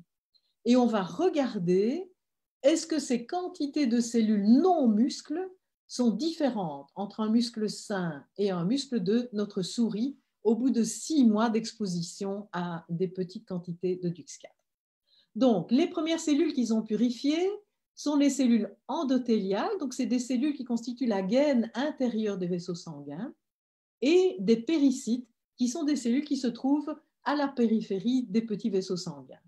Et donc, ils ont trouvé qu'il y avait une diminution de ces deux types de cellules chez leurs souris et une réduction des capillaires sanguins. Donc, c'est logique, on diminue le nombre de capillaires sanguins, on diminue la quantité de cellules qui peuvent faire des capillaires sanguins. Deuxième catégorie de cellules qu'ils ont utilisées et qu'ils ont étudiées, qui sont extrêmement intéressantes et dont personnellement je n'avais jamais entendu parler avant cet article-là, c'est ce qu'ils appellent tendrement les FAPS. Donc, ce sont des précurseurs fibro-adipogéniques. Qu'est-ce que ça veut dire? Ce sont des cellules qui vont pouvoir donner des fibroblastes. Donc, ça, c'est typique de ce qu'on observe dans la fibrose ou bien sur les cicatrices, ou bien des adipocytes, ce sont les cellules qui stockent la graisse. Donc, ils trouvent une augmentation de ces précurseurs. Ils trouvent aussi une augmentation de la fibrose, une augmentation des dépôts graisseux. Donc, effectivement, ces cellules font des choses pas sympas. Et quand ils regardent d'une manière générale le profil des ARN exprimés par ces cellules particulières, ils trouvent qu'il y a une série de gènes activés qui sont très semblables à ceux qu'on trouve dans les biopsies FSHD qui ont été guidées par imagerie, par résonance magnétique nucléaire. Donc, c'est le fait de mettre un muscle sous imagerie par RMN va permettre de repérer les régions du muscle où il y a des dépôts graisseux, où il y a de l'inflammation. Et quand on fait la biopsie guidée par cette imagerie, on obtient des muscles, des bouts de muscles qui contiennent des tas de cellules en plus des cellules musculaires. Et donc, ces cellules, ce sont principalement des FAP. Alors, je n'ai pas essayé de vous présenter tous les résultats de cet article de Michael Kaiba et Darko Bosnakowski parce qu'il est très complexe d'un point de vue scientifique. Ce que j'ai fait, j'ai recherché des gens qui s'étaient intéressés à ces FAP pour vous expliquer leur mode de fonctionnement. Et j'ai trouvé un article revu extrêmement intéressant de quelqu'un que les vieux de la FSHD connaissent bien, Françoise Helmbacher, qui travaille à Marseille et qui avait été celle qui avait mis en évidence le gène FAT1 comme étant impliqué dans la FSHD. Vous vous souvenez? Et donc, Françoise Helmbacher est une embryologiste. Elle est vraiment experte dans la manière dont se forment les différents tissus au cours du développement d'un embryon. Elle vient d'écrire un article revu où elle a montré l'importance de ces cellules-là dans la formation des muscles chez l'embryon et dans la régénération musculaire chez les personnes atteintes de myopathie. Et c'est de là que j'ai sorti les 3 prochaines dias. Donc, ce type cellulaire, donc les fameux précurseurs fibro-adipogéniques, en voilà un. Il est normalement quiescent, donc c'est un petit peu comme les cellules satellites. Il est là à côté du muscle et il dort. Quand il y a une lésion musculaire, il est activé, ce précurseur, il se met à proliférer, donc vous voyez un grand nombre de cellules, et ensuite, ces cellules peuvent différencier.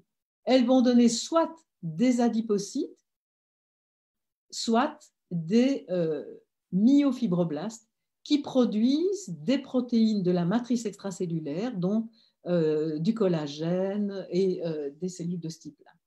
Et donc, en fait, quand on a une régénération musculaire normale, eh bien, ce processus-là ne se produit pas. Les cellules vont être éliminées avant de pouvoir donner des adipocytes ou des fibroblastes. Donc, voilà comment se passe une régénération dans un muscle sain. Donc, vous avez ici une tranche de muscle avec les fibres musculaires, vous voyez tous les petits boudins alignés, une cellule satellite en rouge et une cellule FAP en vert. On a une dégénérescence de la fibre, on a une lésion dans la fibre.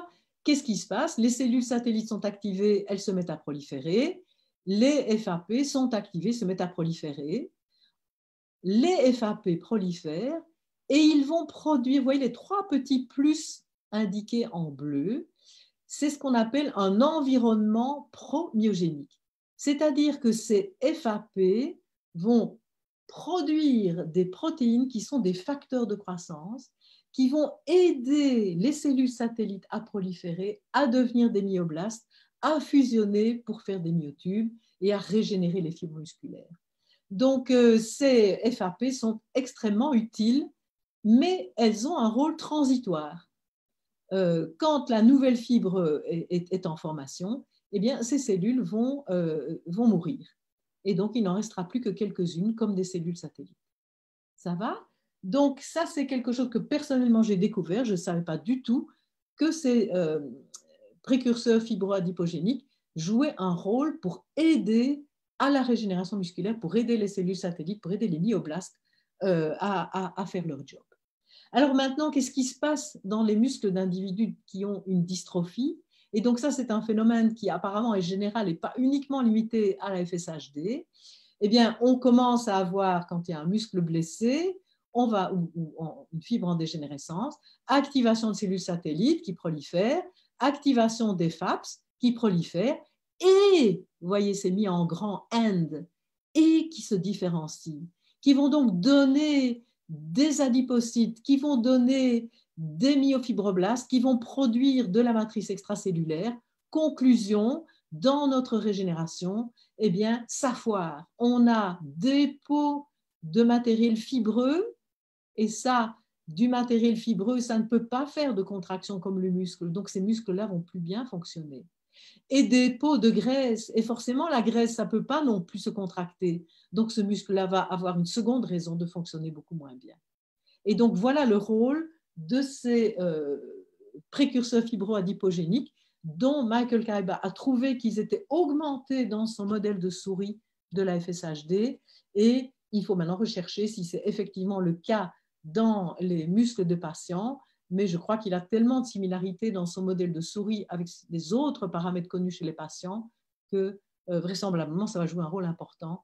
Et donc voilà une nouvelle piste très intéressante pour aider à refonctionnaliser les muscles dans la FSHD.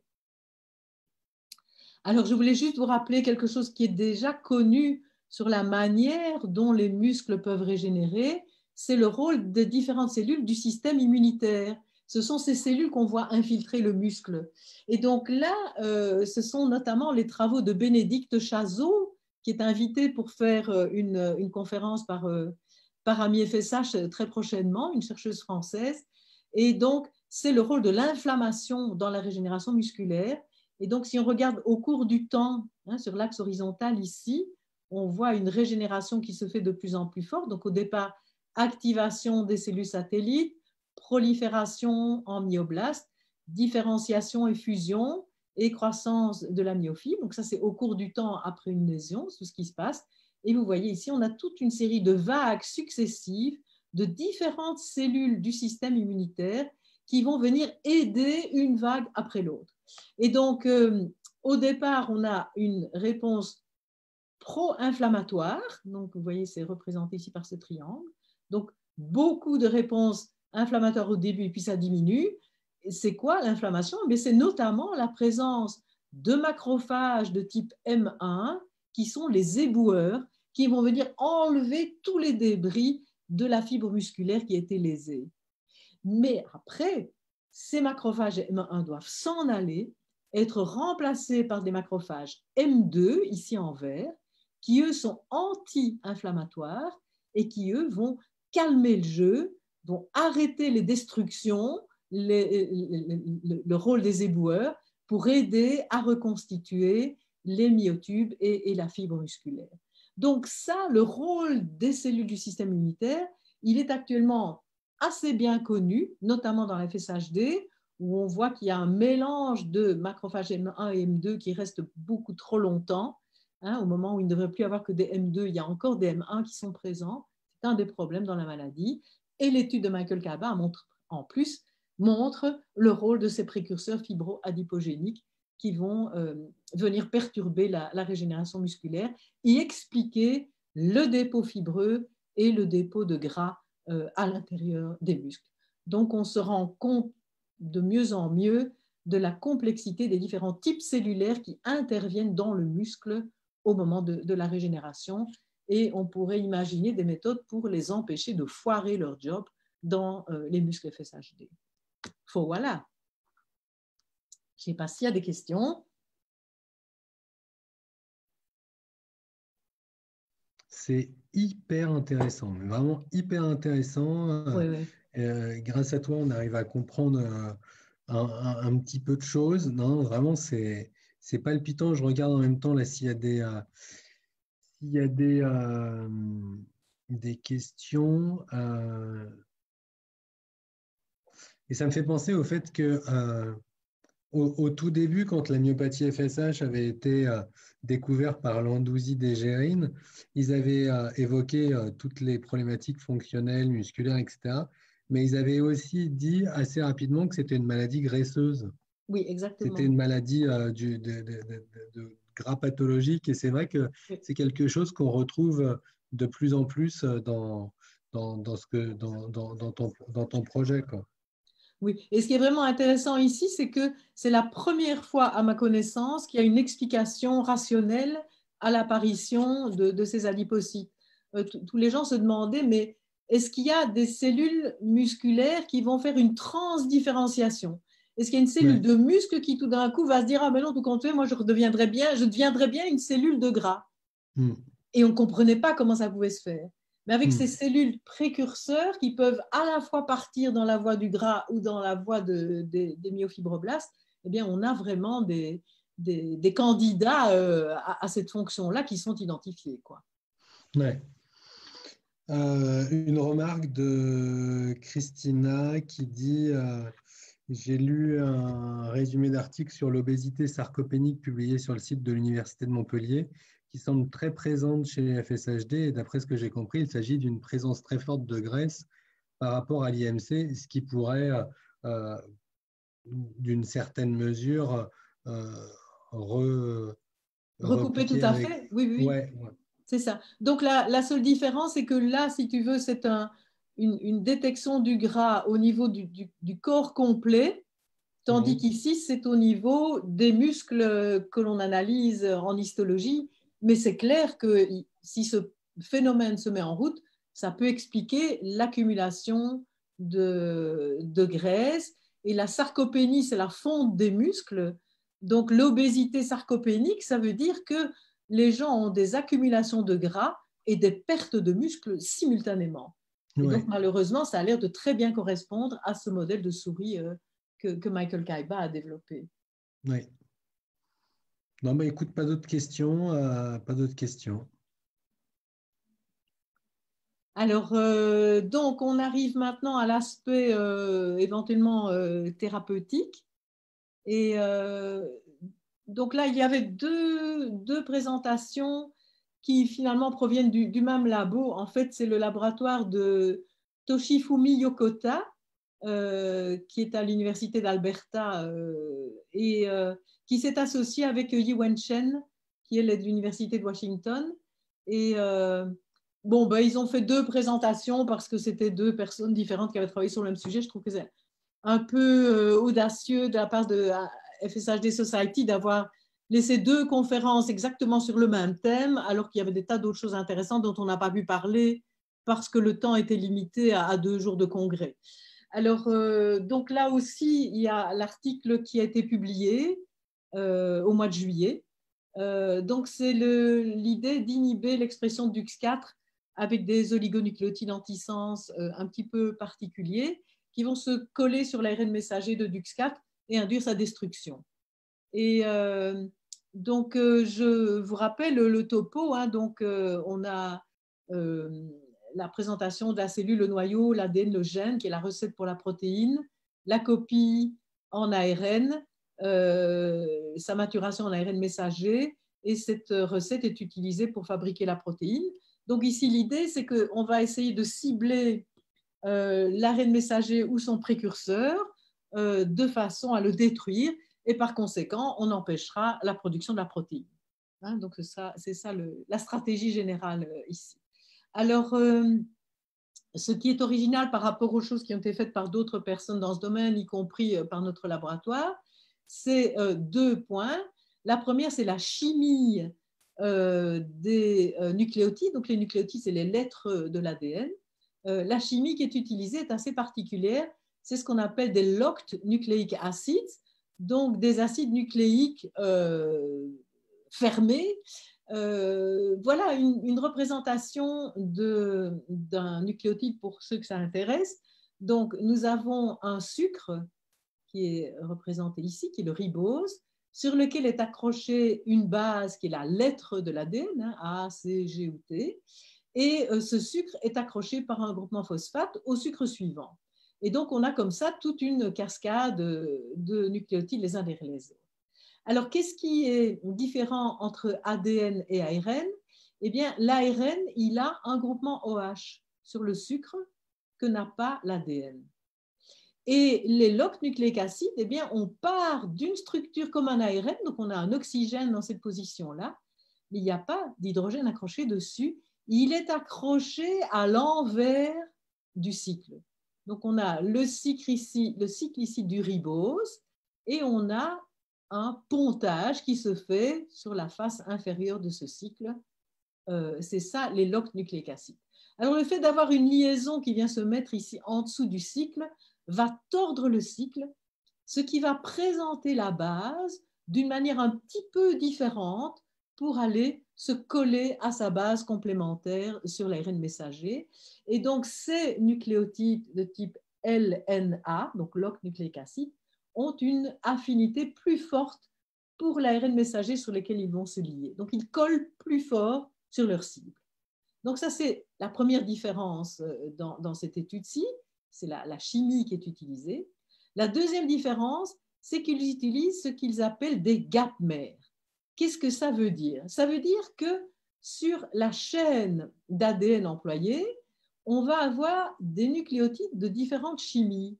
Les 3 premiers nucléotides sont des LNA. Ensuite, on en a une dizaine qui sont des nucléotides d'ADN tout à fait normaux. Et on finit par 3 nucléotides de type LNA également. Alors, quel est l'intérêt d'utiliser cette chimie un petit peu fantaisiste? Eh bien, c'est que quand cet oligonucléotide va se coller sur son ARN messager cible, il va se coller beaucoup plus fort grâce au LNA qu'il y a à chaque extrémité, et il va avoir par la partie centrale la possibilité d'activer une enzyme qui se trouve naturellement dans la cellule, qui s'appelle la RNase H. Et donc, cette RNase H reconnaît un assemblage entre un ADN simple brun et un ARN messager, considère que c'est anormal et va induire sa destruction. Et donc, avec ce système gapmer, on va favoriser ce procédé de destruction.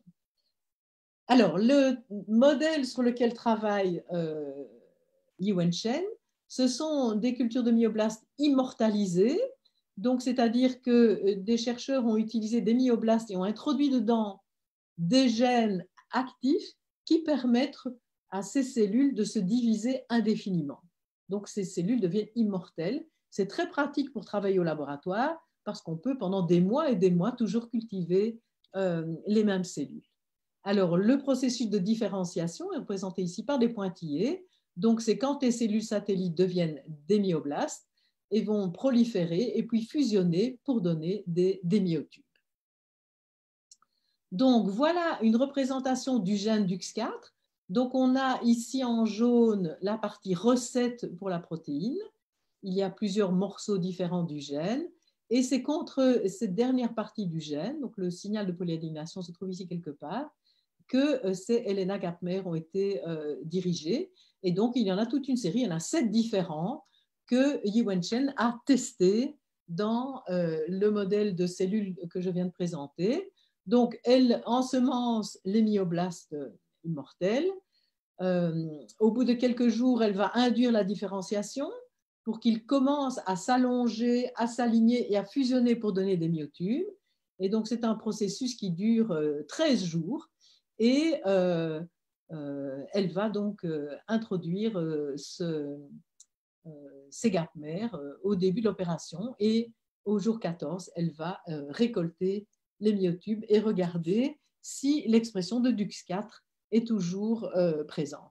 Alors, le fait de différencier ces myoblastes en myotubes va activer l'expression du gène DUX4. Donc, ça, c'est quelque chose qu'on sait bien, que le gène DUX4 n'est presque pas activé dans les myoblastes FSHD, mais dans les myotubes FSHD, DUX4 est activé et la toxicité va se marquer au stade des myotubes.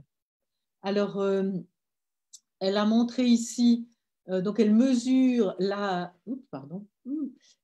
quantité d'expression de l'ARN DUX4 dans ces cellules.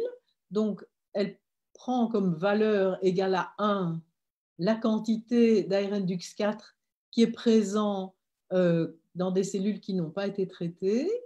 Et puis alors, vous voyez que cette quantité diminue très fortement quand elle a traité les cellules avec différents LNA. Elle en avait 7 différents testés. Apparemment, le numéro 1, numéro 4 et numéro 6 fonctionnent très bien. Et ici, ce sont des cellules dans lesquelles elle n'a pas mis de LNA. Alors, vous savez que DUX4, une fois que son ARN est produit, la protéine DUX4 est produite. La protéine DUX4 va activer l'expression de toute une série de gènes. Et parmi ces gènes, il y en a un qui porte le nom très tendre de ZSCAN4. Et donc, les auteurs ici ont regardé la quantité d'ARN messager ZSCAN4 qui était présente dans ces cellules. Et ils se rendent compte que quand ils mettent le LNA gapmer qui permet de réduire DUX4, eh bien, ils réduisent également ZSCAN. Donc, la protéine DUX4 a été... le messager DUX4 a été détruit, la protéine DUX4 n'est pas produite, donc elle ne peut pas activer l'expression du gène ZSCAN4 qui est sa cible, et donc on ne voit pas l'ARN messager ZSCAN. Idem avec les autres LNA et pas avec le contrôle négatif. Ça va? Alors, elle a regardé la structure des myotubes dans ces cultures de cellules de myotubes FSHD. Donc, voilà à quoi ressemblent les myotubes ici qui ont été colorés artificiellement en vert pâle pour des myotubes sains. Donc, vous voyez, ce sont des myotubes qui sont bien grassouillés. Dans les myotubes FSHD, vous voyez qu'ils sont beaucoup plus courts et beaucoup plus fins. Ils sont typiquement atrophiques. Et quand elle met son Helena Gapmer, elle regarde, elle voit que les myotubes FSHD deviennent plus longs et un petit peu plus grassouillés. Ce n'est pas vraiment colossal. Ici, sur ce schéma, elle a mesuré le diamètre de ces myotubes. Donc, on mesure sous le microscope quel est le diamètre des différents myotubes par rapport à la taille normale qui est ici en noir. Vous voyez que là, on doit avoir ce diamètre-là. ici en rouge, c'est ce que l'on a dans les FSHD non traités. Donc, vous voyez que le diamètre est beaucoup plus fin que celui des myotubes normaux.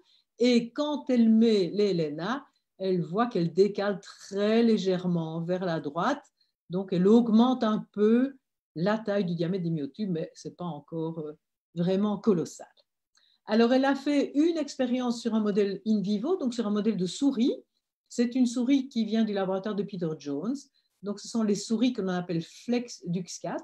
Donc, c'est une construction génétique un peu compliquée, où comme pour les souris de Michael Kaiba, on peut induire l'expression de DUX4. Et alors, on va voir apparaître une myopathie, on va voir apparaître perte de poids, inflammation. Et de nouveau, comme dans le cas de Michael Kaiba, ici, Yi Wenchen a utilisé ces souris sans induire le gène DUX4, en se basant juste sur les fuites d'expression qui se produisent spontanément à faible niveau. Et donc, elle a mis ces LNA gapmer, enfin injecté ces LNA gapmer dans le muscle de cette souris qui a des petites fuites d'expression de DUX4, donc vraiment une situation qui ressemble très fort à ce qui se passe chez les patients. Et donc, on voit ici des coupes de muscles de souris, donc le tibialis antérieur, et vous voyez ici qu'ils ont utilisé un LNA fluorescent. Ils l'ont injecté à cet endroit-ci. Voilà, à l'endroit de l'injection, on voit qu'il y a diffusion de cet oligonucléotide fluorescent. Ici, on est plus loin dans le muscle et on voit qu'on a quand même eu diffusion de ce gapmer plus loin dans le muscle. Et donc, on a mesuré la quantité relative d'expression de DUX4.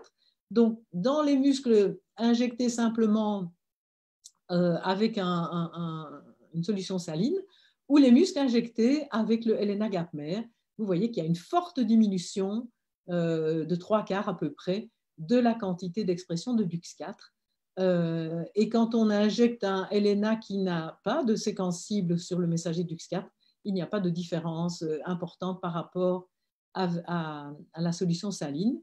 Et ici, c'est dans 7 jours après l'injection, on voit que la diminution de la quantité de DUX4 est encore importante, comme elle l'était un jour après l'injection. Donc, ce sont des résultats très intéressants sur cette stratégie de l'oligonucléotide antisens de Yi Wenchen. Alors là, a priori, j'avais considéré la possibilité de poser des questions, mais je vois que mon petit camarade Pierre a disparu de mon écran. Je ne sais pas très bien. Je suis là, Alexandra. Est-ce que tu m'entends? Oui, je t'entends. Je n'arrive pas à activer ma caméra, mais c'est pas grave du tout. Oui. Donc Pierre, effectivement, a dû s'absenter. Voilà, donc du coup, je prends le relais. Je vais essayer d'être à la hauteur. Écoute, on n'a pas de questions. Juste une qu'on souhaiterait ne pas oublier, qui a été posée au tout début en fait de ce live. Oui. Donc, je vais te la poser. Elle a été posée par Mamzelle No, c'est son pseudo sur Facebook. Donc, elle te demande, bonjour, j'aimerais savoir si le losmapimod est uniquement pour la FSH1.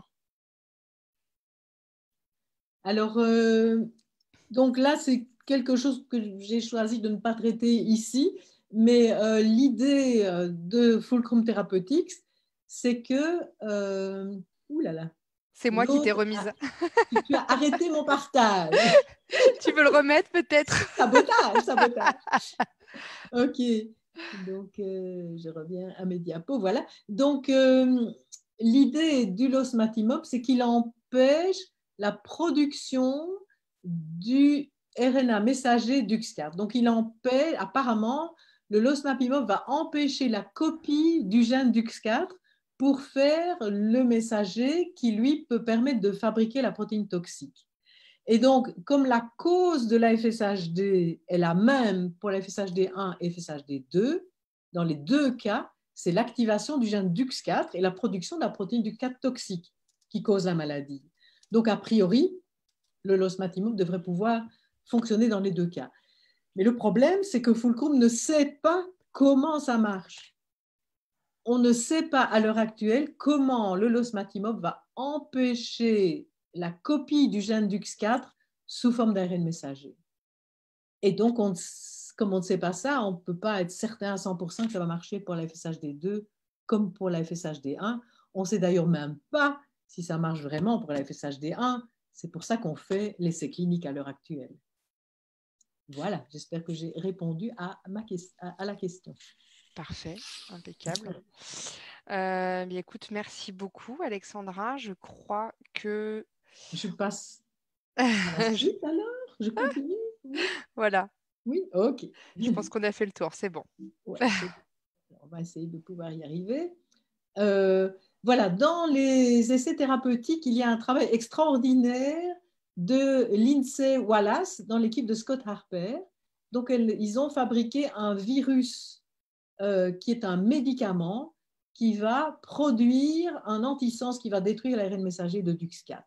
Et donc, ça fait maintenant, je crois, 6 ans qu'ils travaillent sur ce projet-là. Et ils en sont au stade des essais précliniques chez la souris. Et l'INSEE a présenté des résultats qui montrent que ce n'est pas toxique et que ça a l'air d'effectivement éliminer DUX4 chez la souris. Alors, ce travail est vraiment énorme, il est excellent et j'ai choisi de ne pas en parler ici parce que je vous ai déjà beaucoup parlé. Et donc, je crois qu'il faudrait imaginer une séance consacrée uniquement à cela et que ce serait vraiment bien de proposer une vidéo à l'INSEE ou à Scott Harper pour expliquer leur modèle et on pourrait ensuite en discuter. Alexandra, alors, tu m'entends? On arrive à la dernière étape de ce congrès et donc qui est les études cliniques et les paramètres. Alexandra, excuse-moi, il y a Pierre qui a essayé d'intervenir. Moi, je l'ai entendu. Est-ce que tu l'as entendu?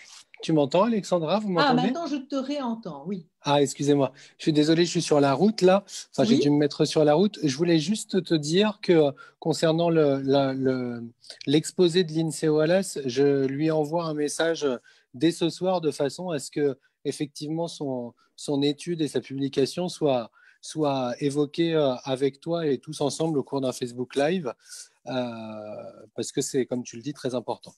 Ok, c'est super, merci beaucoup. Ok, donc je passe aux études cliniques. Et donc là, on est presque à la fin, rassurez-vous. Donc je voulais parler encore d'un travail de Christopher Banerjee. Vous vous souvenez, c'est ce brillant jeune thésard en mathématiques qui a décidé de s'intéresser à la FSHD et qui est en train de terminer ses études de médecine à l'heure actuelle. Et donc il travaille au King's College à Londres. Et donc, donc c'est un expert en statistiques. Et ce qu'il a fait, c'est qu'il a examiné en détail le registre des patients anglais. Et donc, il a étudié un grand nombre de patients, je crois 650, et il a regardé tous les détails d'apparition de la FSHD chez ces patients qui sont répertoriés dans le registre. Et il s'est rendu compte qu'il pouvait subdiviser les patients en 4 sous-groupes d'après ce que les patients rapportaient eux-mêmes de l'évolution de leur maladie. Donc, vous connaissez la présentation classique de la pathologie avec les muscles qui sont atteints en premier. Et donc, au début, c'est surtout au niveau de la face que les muscles sont atteints. Ensuite, ça progresse au niveau des épaules. Et un des premiers symptômes aussi, c'est très souvent un problème qu'on appelle foot drop, donc le pied qui traîne, qu'on n'arrive pas à relever correctement parce que les muscles releveurs du pied sont atteints. Alors, ce qu'il a fait, donc sur 650 patients, il réussit à définir 4 groupes. Il y a, comme on dit en Belgique, 74% des patients qui ont la présentation classique, comme sur la dia précédente, et les autres n'ont pas d'atteinte faciale. Et donc, dans ceux qui n'ont pas d'atteinte faciale, on va en avoir qui auront une atteinte initiale très faible, et puis ensuite la maladie progresse vers l'atteinte très faible de la face et des épaules. Il y a donc sur les 100% de patients, c'est 150 patients, il y en a 5% qui vont être de ce type-là, il y en a 10% donc, qui n'ont pas d'atteinte faciale, mais qui vont avoir une atteinte périscapulaire précoce. Donc, ils vont être atteints au niveau des épaules en premier. Et on va avoir une évolution très rapide de l'atteinte de ces muscles des épaules.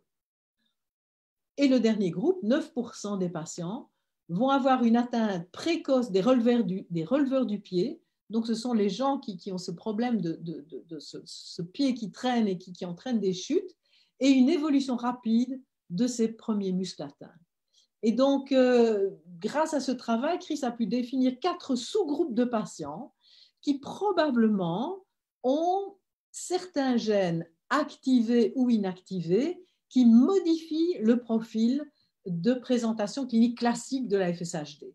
Et donc, son idée, c'est qu'il serait vraiment très intéressant de faire une analyse génétique approfondie de ces 3 groupes de patients, donc atteintes faibles, ou bien périscapulaire précoce ou releveur du pied atteint précocement, qui permettrait d'identifier des gènes qui favorisent la destruction de ces muscles-là que l'on voit atteints en premier chez ces patients. Donc voilà, c'est juste... alors c'est très intéressant aussi d'avoir défini ces 4 catégories de patients, parce que pour les essais cliniques, il est clair qu'on va vouloir essayer d'avoir les patients qui ont la présentation classique. Et donc, on va plutôt sélectionner ce type de patients-là pour les premiers essais cliniques, pour ne pas compliquer la lecture de l'effet de ces nouveaux médicaments par des caractéristiques différentes de ces patients-là. Alors, il y a eu plusieurs présentations à ce congrès sur l'essai clinique du losmatimab et par Fulcrum Therapeutics, et donc je ne vais pas en parler ici. Je crois que là aussi, ça vaudrait la peine d'avoir une présentation vidéo par des gens de l'équipe de Fulcrum et qu'on pourrait en discuter dans un Facebook Live parce qu'il y a vraiment beaucoup de choses à dire. Donc, tout ce qui a été présenté à ce congrès, c'était en fait la préparation de l'essai clinique, définir quels sont les biomarqueurs qui vont être utilisés, quels seront les critères qui seront employés pour juger si le losmatimab a un effet ou n'a pas d'effet.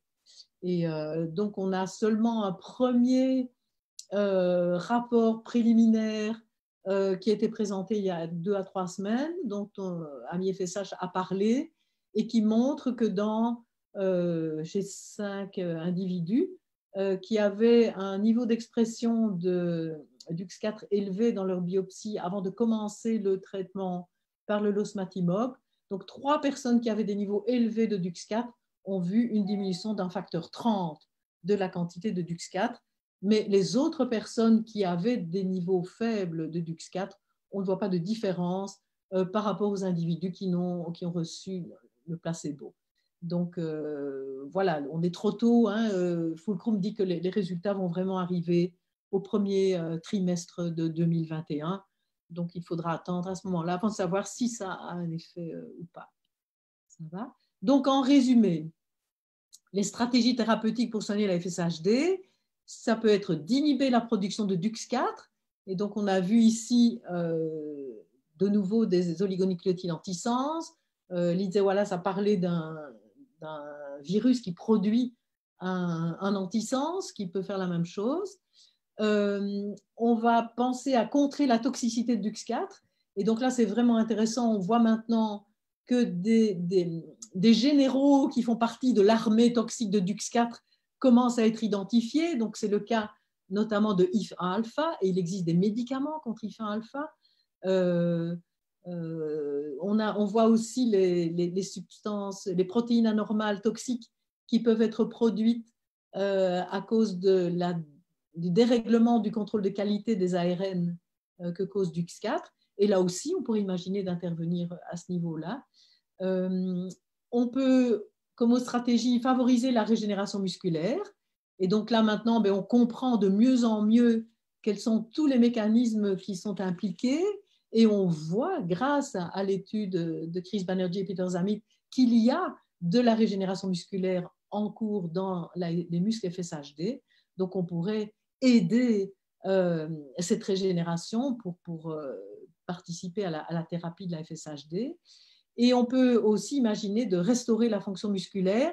Donc ici, dans ce congrès, ça n'a pas été évoqué. Donc on peut réduire le stress oxydant, comme c'est choisi à Montpellier avec les compléments alimentaires antioxydants, ou bien un exercice physique contrôlé, comme vous le faites avec René dans ces systèmes Max 7. et donc qui vont favoriser aussi la progression vers une guérison. Et donc, je crois que vraiment la possibilité d'intervenir à tous ces différents niveaux et la meilleure compréhension que l'on a de ce qui sont les mécanismes moléculaires à ces différents niveaux permet vraiment de grands espoirs dans la FSHD. Voilà, je vous remercie de votre attention. Est-ce que tu m'entends, Alexandra? Oui, je te remercie. Super. Merci beaucoup. Écoute, je vais arrêter le partage d'écran. Vous m'entendez également? Oui, Pierre. Ok, super. Oui. Moi, je veux dire un énorme merci à Alexandra parce que vraiment, c'était un exposé richissime à notre portée, même si des fois c'était un peu compliqué. Donc, vraiment, bravo, bravo, bravo. Là où vous êtes, applaudissez parce que franchement, c'est rare d'avoir des exposés, des présentations de cette qualité quand on est directement touché par la maladie. Donc, vraiment, du fond du cœur et de la part de tous les adhérents, Alexandra, merci et bravo. Et mais puis, merci à vous. surtout à toi. Et puis, ce que je voulais vous dire, c'est que prenez surtout note de notre grande journée nationale Amis FSH le 24 octobre prochain. Alexandra sera là pour nous aiguiller aussi, mais on aura la chance d'avoir plein de scientifiques, plein de médecins qui vont nous informer, nous guider sur la recherche, etc. Ça sera vraiment palpitant. On va avoir un très bel exposé sur la régénération musculaire avec Peter Zamit et avec Bénédicte Chazot. On aura aussi la biotech Miosi et son directeur général qui nous présentera l'avancée de la thérapie chez Miosi avec la molécule GC0905. Donc, vraiment noté 24 octobre sur Vocalfin. On va faire une super journée. Et puis, évidemment, tout ça est disponible en replay si vous le souhaitez, si vous le pouvez. Merci beaucoup, merci du fond du cœur encore Alexandra de la part de tout le monde et puis à très très vite. Voilà, au revoir, merci à vous tous de m'avoir écouté. Merci encore Alexandra. À très bientôt.